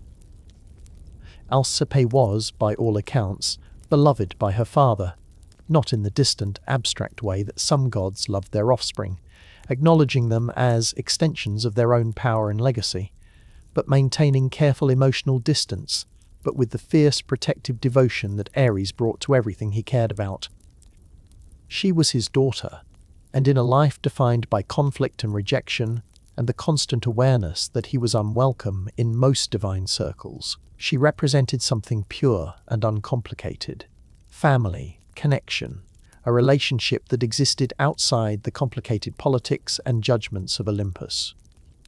Athens, in those days, was still young, still finding its identity as a city sacred to Athena, but also connected to other divine powers through the complex web of relationships and obligations that characterized the ancient world. There were springs and sacred groves, temples being built and rituals being established, and among these sacred places was a spring near the Acropolis where people came to draw water and make offerings and conduct the ordinary business of life in a city where the divine and mortal realms constantly intersected. And it was at this spring, in a moment that should have been ordinary and safe, that Areopagus appeared, a son of Poseidon, the great god of the sea who ruled over oceans and earthquakes and horses with power, second only to Zeus himself. Areopagus was divine, or at least semi-divine, possessing the kind of strength and presence that comes from having a god as a parent, carrying with him the arrogance and sense of invulnerability that too often accompanies divine heritage when it is not tempered by wisdom or restraint. The ancient sources tell us that Areopagus attempted to rape Alcippe using language that is direct and unambiguous even across the centuries and the various translations that separate us from the original texts. This was not a seduction or a romantic pursuit or any of the euphemisms that ancient literature sometimes employed to soften the reality of sexual violence.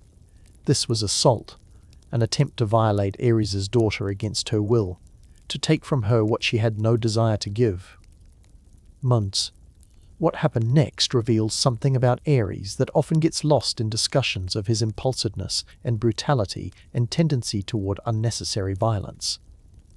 When he discovered what was happening, whether he was called by Alcippe's cries or happened upon the scene by chance, the sources don't specify.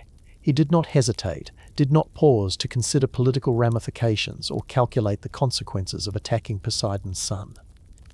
He simply acted, with the immediate and decisive force that characterized his response to any threat, killing Areopagus on the spot, ending the assault before it could be completed. This was Ares at his most essential, not the capricious warrior switching sides based on passion, not the impulsive god who acted without thinking, but the protector responding to immediate danger with the kind of courage and commitment that required no deliberation or strategic planning. His daughter was in danger. Someone was attempting to harm her, and he eliminated that threat with the efficiency and totality that his nature demanded. It was violent, yes, and it was fatal, and it was also exactly what the situation required from someone with the power and will to intervene. But the killing of Areopagus, however justified it might have seemed from Ares's perspective, created an immediate and serious problem. Areopagus was not simply any assailant. He was the son of Poseidon, one of the most powerful gods in the entire pantheon, a deity whose rage could shake the foundations of the earth and drown entire cities beneath waves summoned from the depths of the ocean. And Poseidon, learning that his son had been killed, demanded justice or vengeance, the line between the two being notably blurry when gods were involved. Poseidon called for Ares to be tried for murder, to answer before the assembled gods for the crime of killing another divine being, regardless of the circumstances that had motivated that killing. This was an extraordinary demand, one that raised fundamental questions about divine law and justice, about whether gods could be held accountable for their actions in the same way that mortals might be, about what standards should govern behavior when the beings involved possessed power that transcended ordinary human limitations.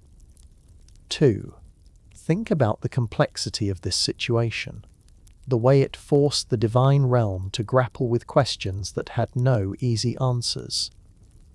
On one hand, Ares had killed someone, ended a divine life, eliminated Poseidon's son from existence, an act that under any normal understanding of law and morality would demand some form of accountability or punishment.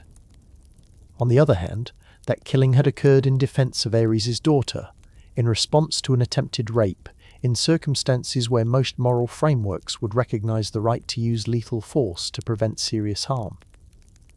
The trial was to be held on a rocky hill in Athens, a place that would forever after bear Ares' name. The Areopagus, the Hill of Ares, a location that would become one of the most important judicial sites in all of ancient Greece, the seat of a court that would hear cases of homicide and religious offences for centuries to come. The choice of location was significant, suggesting that this trial was not simply a private matter to be settled among the gods on Olympus, but rather a public proceeding with implications for how justice would be understood and administered in the mortal world as well. The gods assembled to sit in judgment, forming what the ancient sources describe as the first murder trial ever held, a moment when divine beings who normally operated according to their own whims and desires were forced to submit to something approaching legal process and structured deliberation. According to various traditions, 12 gods served as judges, creating a panel that represented the full scope of divine power and perspective, ensuring that the verdict would reflect the collective wisdom of Olympus rather than the bias or prejudice of any individual deity. This was unprecedented territory for the divine realm. The gods had fought each other before, certainly. The Titanomachy and the Gigantomachy had involved cosmic conflicts with casualties on all sides. But those had been wars, struggles for dominance, where victory justified any action and defeat simply meant you had failed to impose your will on the universe. This was different.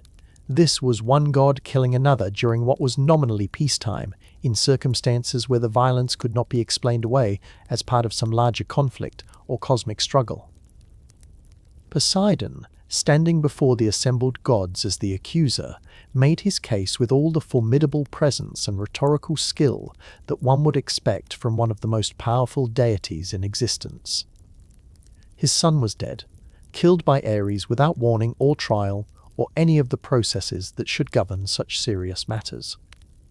The fact that Areopagus had been attempting to rape Alcippe was, from Poseidon's perspective, either irrelevant or at least insufficient to justify immediate execution. Surely there were other ways the situation could have been handled, other interventions that would have stopped the assault without resulting in death. One can imagine the arguments echoing across that rocky hilltop. Poseidon's voice, powerful as ocean waves crashing against cliffs, demanding accountability and justice for his slain son, insisting that even gods must be subject to some form of law. That violence cannot be answered with more violence without destroying any possibility of order or civilization.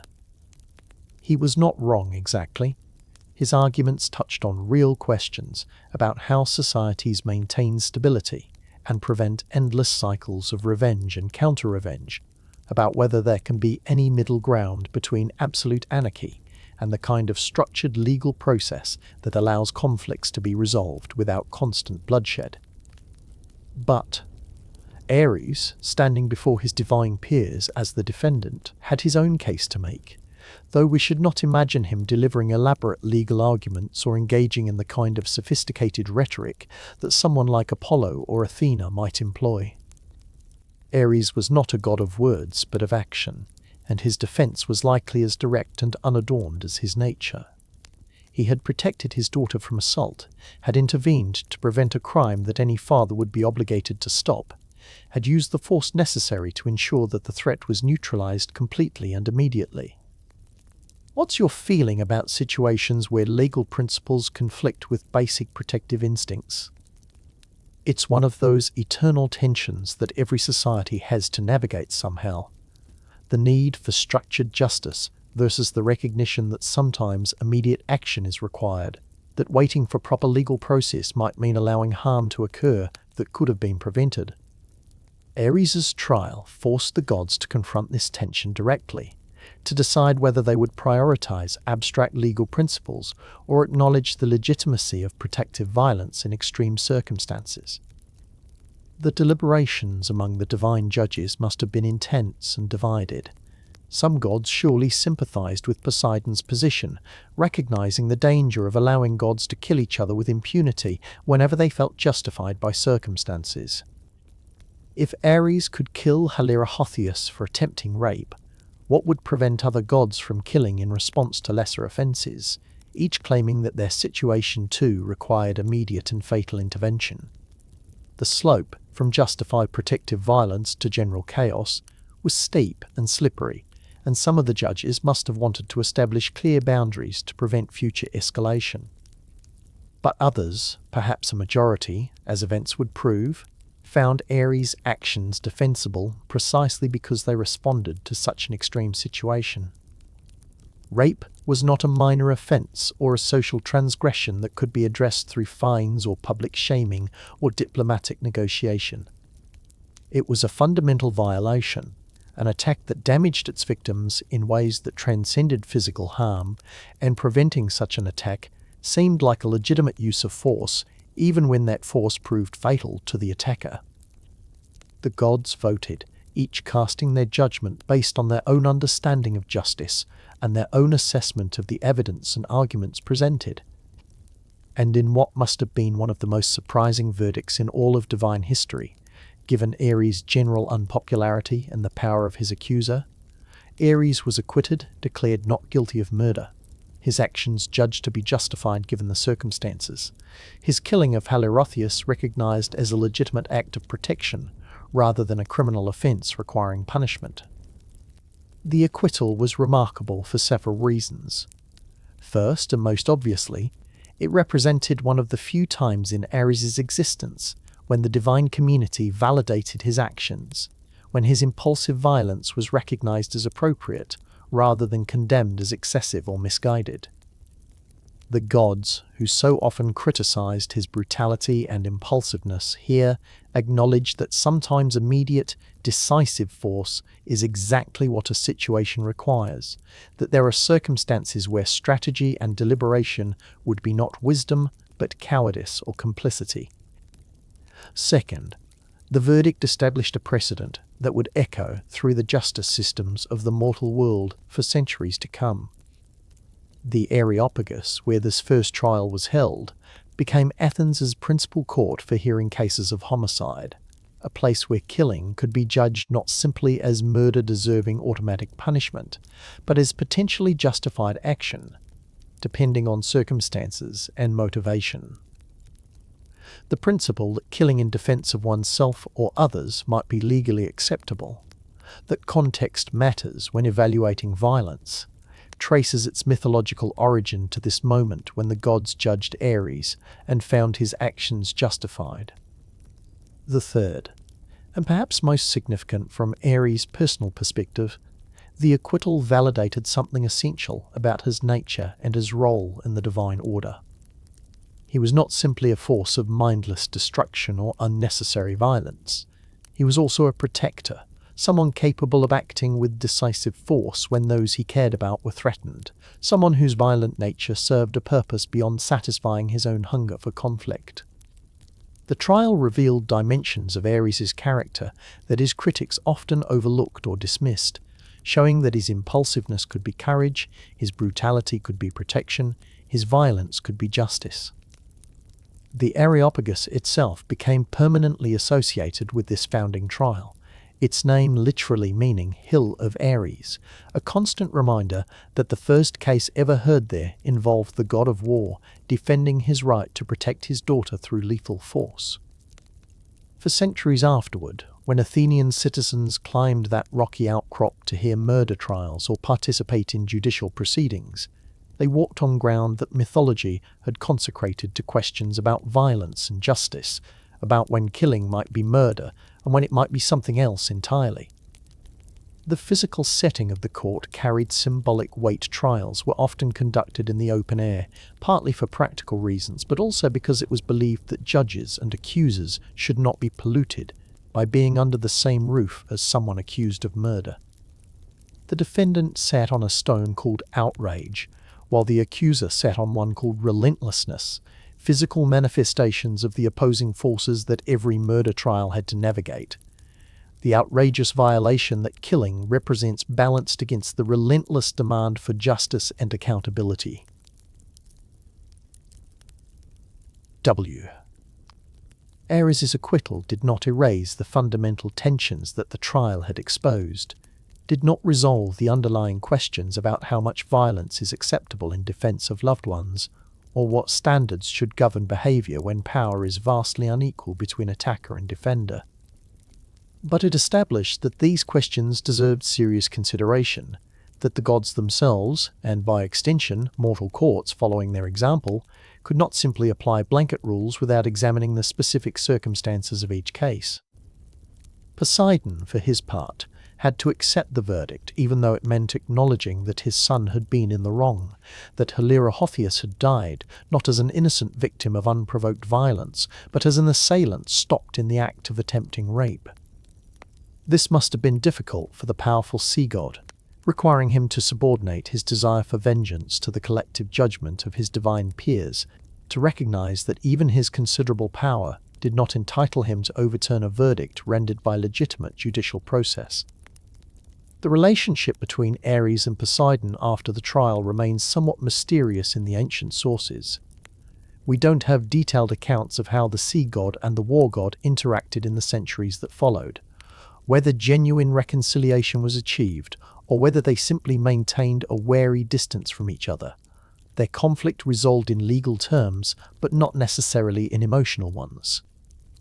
What we do know is that Poseidon later intervened on Ares' behalf during the aftermath of the Aphrodite scandal, suggesting that whatever bitterness might have persisted from the trial did not prevent Poseidon from recognizing obligations and showing support when Ares needed it. Nay. For Alcippe, the daughter whose safety had sparked this entire sequence of events, the trial's outcome meant something more personal and immediate. Her father had protected her, had been willing to face judgment and potential punishment for defending her, had been validated in that defense by the highest authorities in the divine realm.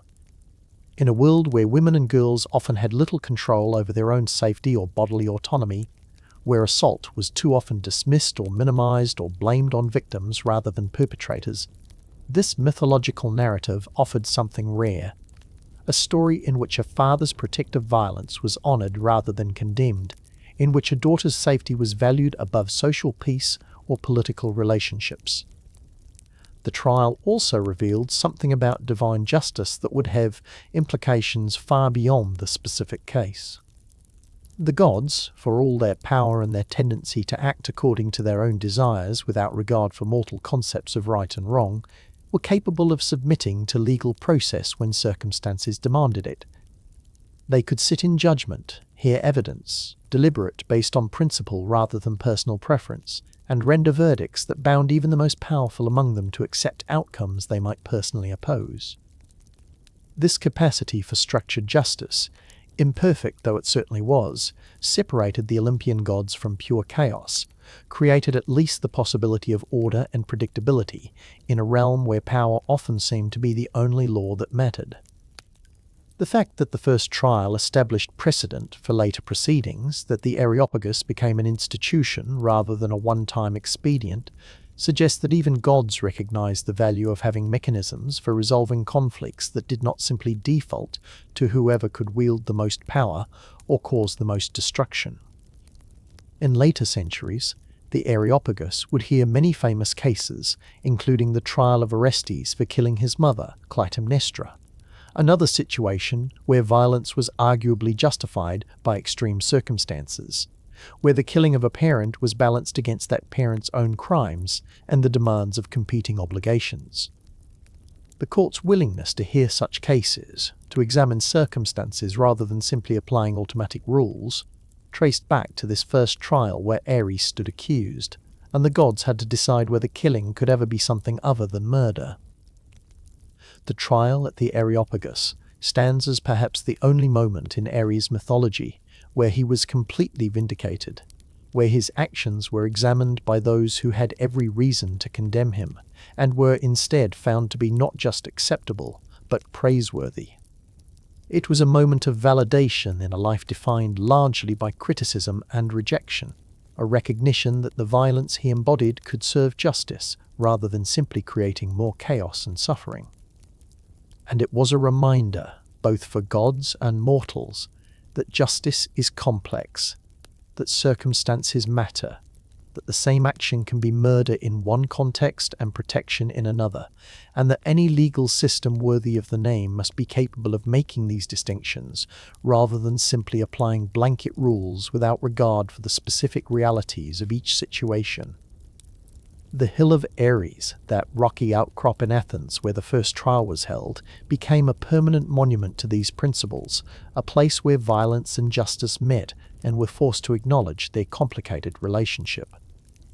For Ares personally, the trial represented something more proof that even he, the most despised and criticized of the Olympian gods, the deity whose very nature seemed to offend everything the divine realm valued, could act with righteousness and honor when the situation demanded it.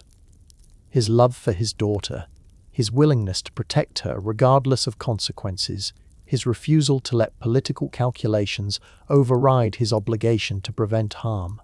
These were not flaws or weaknesses, but fundamental virtues, qualities that the divine judges recognized and validated through their verdict. The story of the trial would be told and retold throughout the ancient world, becoming part of the foundational mythology of Athenian justice, cited whenever people needed to explain why the city's most important homicide court bore the name of the war god who so many found troubling and fearsome.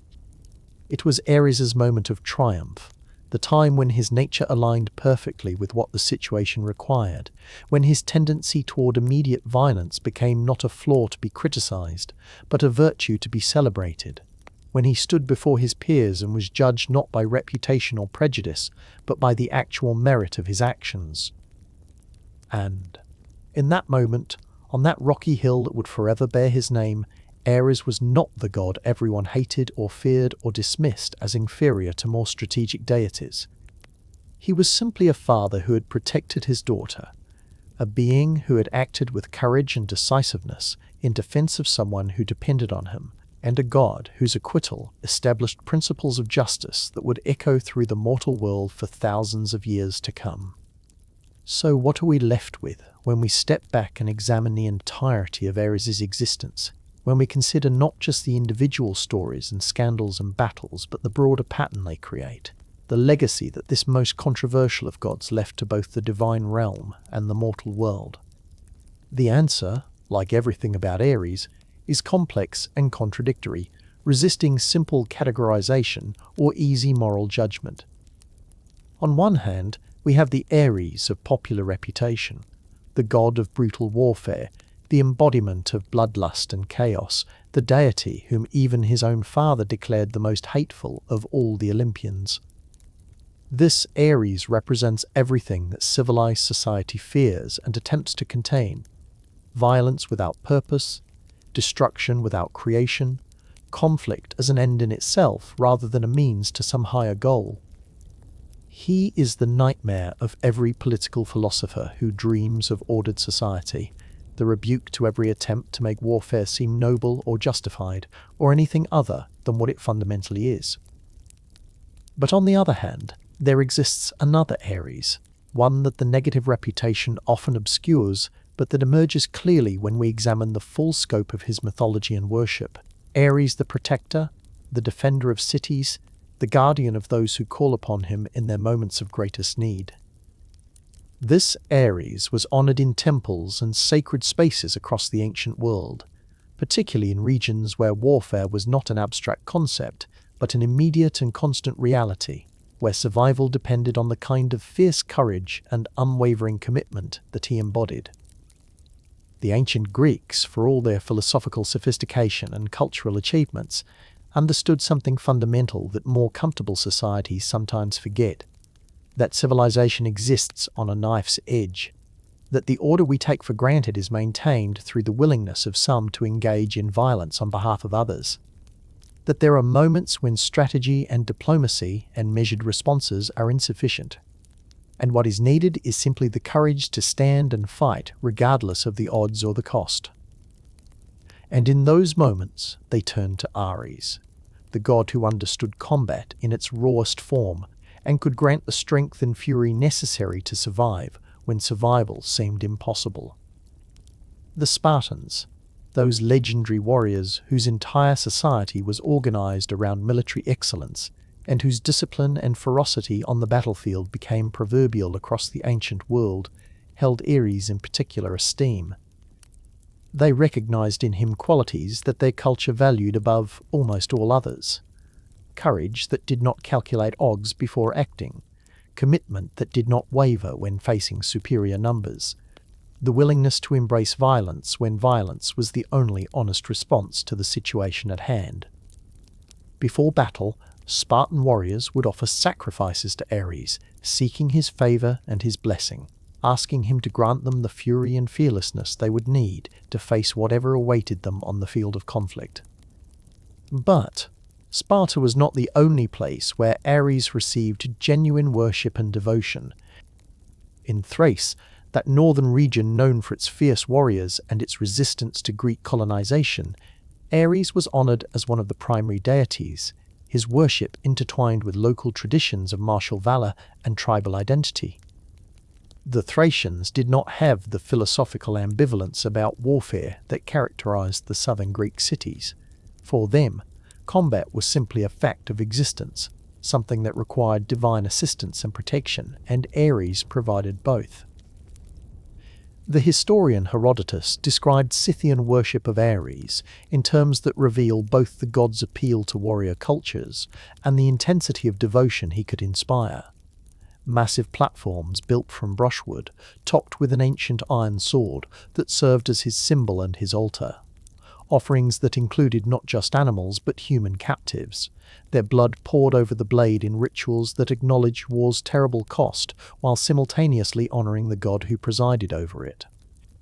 These practices, shocking to Greek sensibilities accustomed to more civilized forms of worship, nevertheless represented genuine religious devotion, a recognition that Ares embodied forces that demanded acknowledgement and respect, regardless of how uncomfortable they made more refined cultures.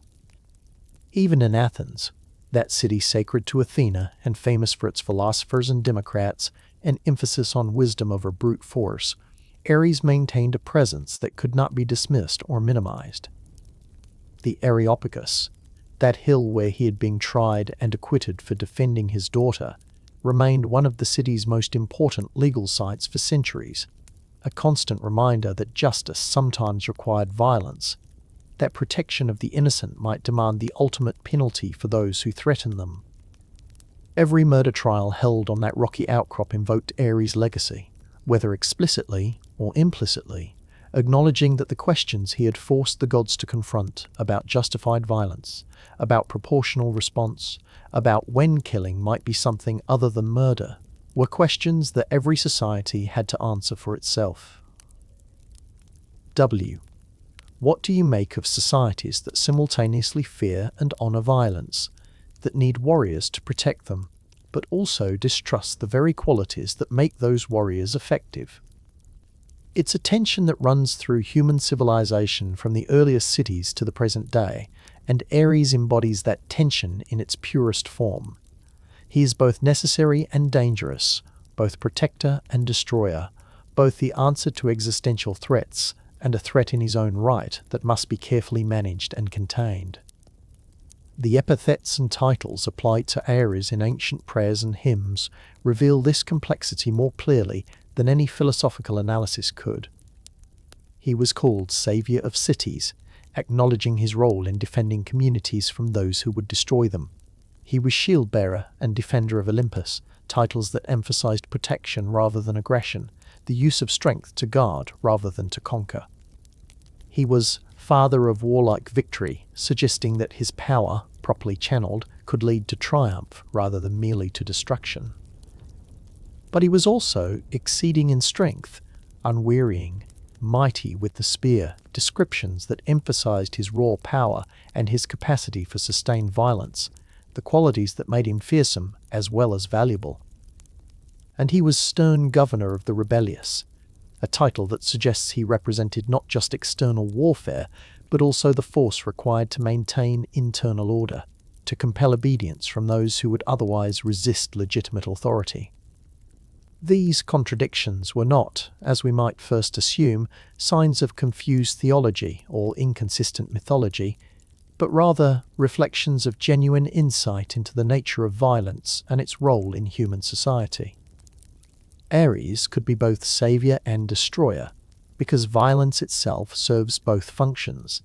It protects and it threatens. It creates safety for some by eliminating threats posed by others. It establishes order through the application of force against disorder. The ancient Greeks, in their worship of Ares, acknowledged these realities without trying to resolve them into some more comfortable narrative that pretended violence could be purely noble or purely destructive. The connection between Ares and Aphrodite, that scandalous affair that caused such disruption on Olympus and became one of mythology's most famous love stories, takes on additional significance when we consider it in the context of Ares' legacy. The goddess of love and beauty choosing the god of war and violence as her preferred partner, maintaining that relationship despite public humiliation and social condemnation, suggests something profound about the relationship between these apparently opposed forces. Perhaps what the ancients understood, and what we sometimes forget, is that passion in all its forms, whether expressed through love or through warfare, shares common roots in intensity of experience, in the willingness to risk everything for something that matters, in the commitment that transcends rational calculation or prudent restraint. Ares and Aphrodite together represented a kind of completeness, a recognition that existence requires both the capacity for deep connection and the capacity for fierce defense of what we hold dear. Their children embodied this synthesis. Harmonia, the goddess of harmony and concord, suggesting that the union of love and war could produce something balanced and beautiful. Phobos and Deimos, fear and dread, acknowledging that both love and war involve vulnerability and terror. And in some traditions, Eros himself, desire incarnate, the force that drives us toward connection despite all rational reasons to maintain safe distance. These offspring were not accidents or aberrations, but natural products of forces that, however different they appeared on the surface, shared fundamental qualities of intensity and commitment. The legacy of Ares extended beyond mythology into practical realities of ancient warfare and military culture. Soldiers going into battle did not typically pray to Athena for strategic brilliance or tactical genius. They prayed to Ares for courage, for the strength to face death without flinching, for the fury that would carry them through the chaos and terror of combat when every instinct screamed at them to flee. In those moments of existential crisis, when survival depended not on clever planning, but on sheer determination and willingness to engage in violence, Ares was the god who could provide what they needed. Thousands of helmets excavated from ancient battlefields across the Greek world bore dedications to Ares, physical evidence of his importance to those who actually fought, rather than those who theorized about warfare from safe distances. These were not philosophical statements or theological abstractions, but practical acknowledgments that combat required divine assistance and that Ares was the deity most likely to provide it. Each helmet represented a warrior who had survived battle and attributed that survival, at least in part, to the god of war's protection and favor. But Ares' protective role extended beyond the battlefield, encompassing a dimension of his worship that often gets overlooked in discussions focused on his martial aspects. He was, according to various traditions and local practices, a protector of women who had been mistreated or abused, a defender of those who lacked other sources of protection in a society where women's safety often depended on male relatives willing to intervene on their behalf. The story of Alcippe and Areopagus, which we've already examined in detail, established this protective role as part of Ares' essential character. But it was not an isolated incident. Other myths and local traditions portrayed Ares as willing to use his considerable power to punish men who violated or harmed women, suggesting that women in distress might pray to him for intervention when other gods seemed indifferent to their plight. This aspect of Ares' legacy complicates the simple narrative of him as mindless destroyer or brutal warmonger. A god who defended his daughter from assault, who was honored in some regions as a protector of the vulnerable rather than simply a bringer of death, cannot be dismissed as purely negative or destructive. The same fierce commitment to action, the same willingness to use lethal force without hesitation, that made him dangerous in some contexts made him invaluable in others, particularly in situations where more measured responses would allow harm to continue unchecked. Ancient hymns and prayers addressed to Ares capture this duality in language that honors both his destructive power and his protective function. One particularly revealing prayer calls him helper of men, giver of dauntless youth, suggesting that his influence was not simply about destroying enemies, but about empowering those who needed strength and courage to face their own challenges. Another calls him ally of Themis, linking him to the goddess of divine law and order, implying that his violence could serve justice rather than opposing it. The relationship between Ares and his Amazon daughters adds another dimension to his legacy as protector rather than simply destroyer. The Amazons, Those legendary warrior women who built a society based on female strength and independence were said to be descended from Ares, inheriting from him the courage and martial skill that allowed them to resist male domination and maintain their autonomy. Ares supported his Amazon daughters in their battles, most famously standing with Penthesilea when she joined the Trojan War, demonstrating the same protective devotion to them that he had shown to Alcippe. This connection between Ares and female warriors challenges assumptions about gender and violence in ancient Greek culture. If the god of war's offspring included powerful women who rejected traditional feminine roles, if he honored and supported them rather than trying to force them into more conventional patterns, then his legacy includes something more progressive than his general reputation might suggest. The Amazons represented female autonomy achieved and maintained through martial prowess, and Ares's role as their divine father implies that such autonomy had divine sanction, that women's strength and courage were as valid and as honorable as men's. The artistic representations of Ares across centuries of Greek and Roman culture reveal evolving understandings of his nature and significance. In archaic art, he typically appears fully armed and armored, a mature warrior whose every attribute emphasizes martial power and readiness for combat. But later representations sometimes showed him as a beautiful youth, emphasizing the attractiveness that won Aphrodite's love alongside the strength that made him fearsome in battle. These artistic choices reflected theological and cultural values. Ares, as mature warrior, emphasized his role as protector and defender, while Ares, as beautiful youth, highlighted the connection between physical excellence and divine favor, suggesting that martial prowess was not simply brutal, but could be beautiful in its own way. The helmets and shields and spears that accompanied both representations served as constant reminders of his primary domain, but the way he wore or wielded these implements varied depending on context, sometimes aggressive and threatening, sometimes protective and reassuring. W. The contrast between Greek Ares and Roman Mars illuminates how different cultures could interpret the same fundamental divine force in vastly different ways. Where the Greeks remained ambivalent about Ares, honoring his power but never fully embracing him into the cultural mainstream, the Romans made Mars one of their most important deities, a god whose worship was central to their civic identity and whose favor was considered essential to Roman success and prosperity. Mars presided not just over warfare, but over agriculture as well, linking the cultivation of land with its defense, suggesting that civilization required both the ability to create and the willingness to protect what had been created. This Roman reinterpretation of the war god suggests that cultural context shapes how we understand and relate to violence and its divine embodiment. The Romans, building an empire through military conquest and maintaining it through constant warfare on multiple frontiers, needed to view martial prowess as fundamentally positive, as a virtue rather than a necessary evil.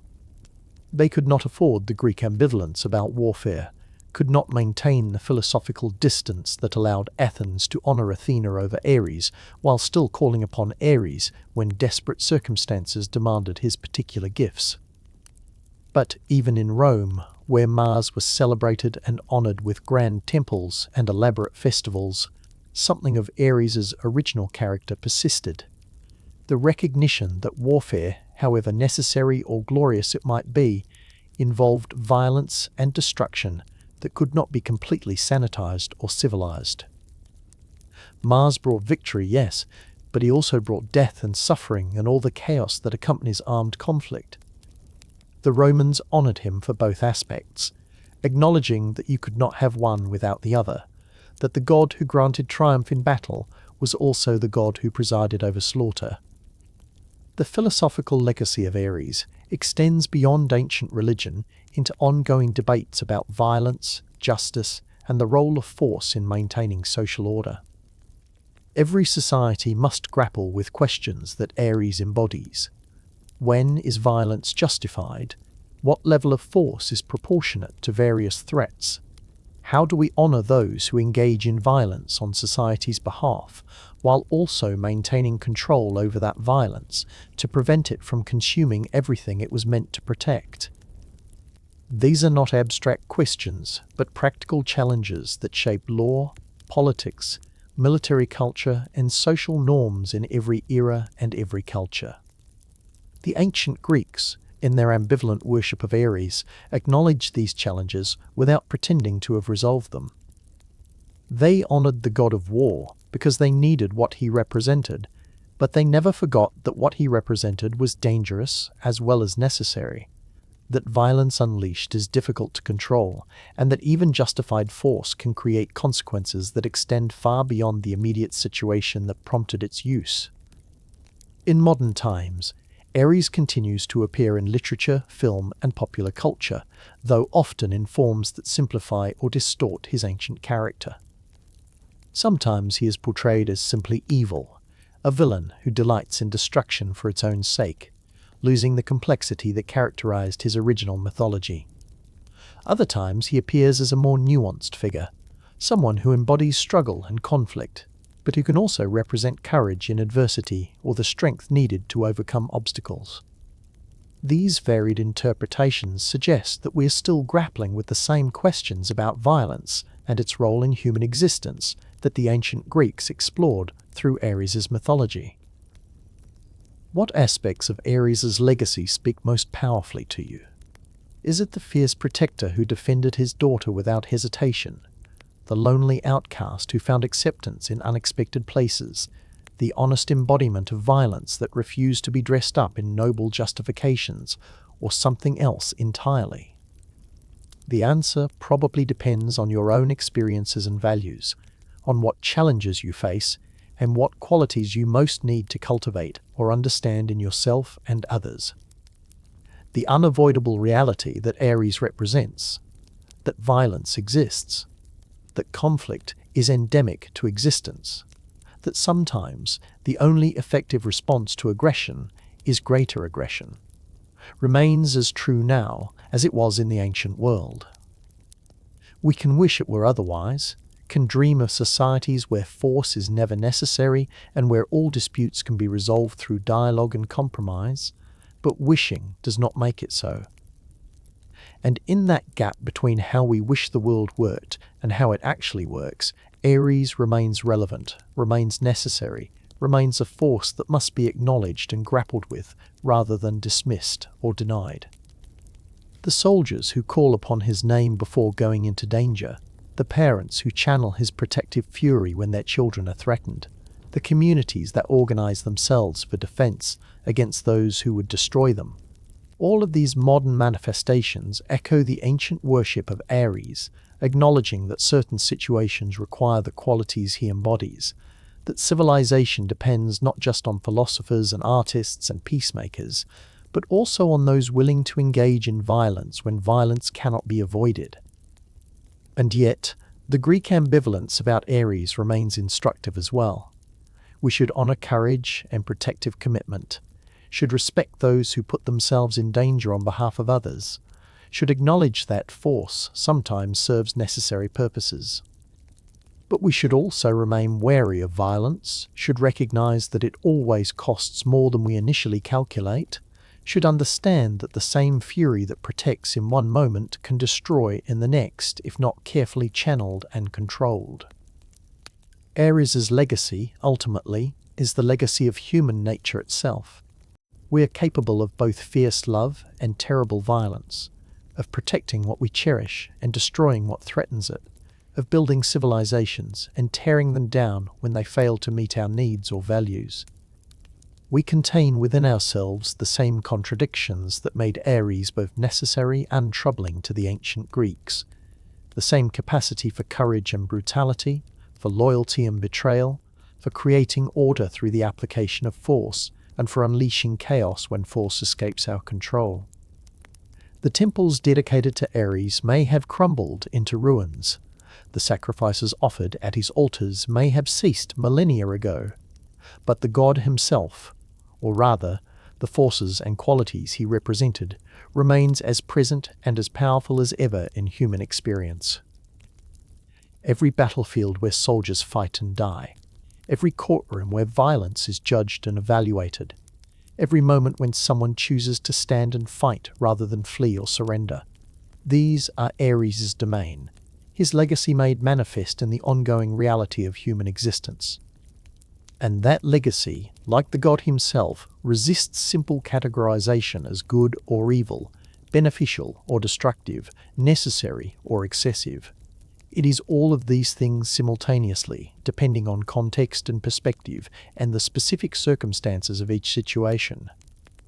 Ares teaches us, if we're willing to learn, that moral clarity about violence is often illusory, that the same action can be murder or protection, depending on factors that are not always clear even after the fact, and that the capacity for violence, properly directed and carefully controlled, is not a flaw in human nature, but an essential feature of it. The god of war, the protector of cities, the defender of daughters, the lover of beauty, the outcast of Olympus, the one whom Zeus declared most hateful, and whom the gods nevertheless acquitted when he stood trial for his actions. Ares was all of these, and his legacy encompasses all the contradictions that these different aspects imply. He was fury and protection, destruction and courage, chaos, and the force that sometimes creates order by eliminating disorder. And in being all of these things, he held up a mirror to human nature that showed us not who we wish we were, but who we actually are. Creatures capable of terrible violence and profound courage, of destructive rage and protective devotion, of betraying our commitments and dying for what we love. That is Ares' legacy, complex and uncomfortable and absolutely essential to understanding both ancient mythology and the ongoing human struggle to navigate the tension between violence and civilization, between force and justice, between the need for protection and the danger of unleashing powers that cannot be fully controlled once they are summoned. He remains, millennia after his last temple fell silent, a god whose nature and whose lessons we cannot afford to forget, because the forces he embodied have not disappeared from the world, but merely taken new forms that still demand acknowledgement, respect, and very careful management if we are to build societies that can survive the inevitable conflicts that existence brings. And so we come to the end of this journey through the life and legacy of Ares, from his tumultuous birth in Hera's chambers to the complex reputation that would follow him through eternity, from the battlefield triumphs and humiliations to the quiet moments of protection and devotion that revealed dimensions of his character that the broader mythology often overlooked or dismissed. If you've stayed with me through this exploration, you've witnessed something that goes beyond simple stories about a violent god. You've seen a portrait of what it means to be fundamentally at odds with the world you were born into, to embody qualities that everyone needs, but no one wants to celebrate, to persist in being authentically yourself, even when that authenticity earns you nothing but criticism and rejection. Ares reminds us, in ways both uncomfortable and essential, that civilization has always rested on foundations we prefer not to examine too closely, that the peace we cherish requires the willingness of some to engage in violence on behalf of others, that justice sometimes demands force rather than reason, and that the capacity for destruction and the capacity for protection are often two sides of the same coin. He was never easy to love, this red-haired god of war, but he was always impossible to ignore, and perhaps that was the point all along. As you drift towards sleep tonight, wherever you are in the world, consider this. Every quality we condemn in isolation might be exactly what we need in the right context. Every strength carried too far becomes a weakness, and sometimes the most despised among us are despised precisely because they refuse to pretend that hard truths are anything other than what they are. Ares never pretended, never softened his nature to make others comfortable, never apologized for being what the universe had made him. And in that stubborn authenticity, however flawed and problematic it sometimes proved to be, there lived a kind of courage that deserves acknowledgement, even from those of us who hope never to need what he offered. Sleep well, dreamers, and if you found something valuable in this story, I hope you'll return for the next journey into the myths and legends that continue to shape how we understand ourselves and the world we share. Until then, may you find the courage to be authentic, even when authenticity is costly, and may you remember that sometimes the fiercest hearts are also the most devoted to those they choose to protect.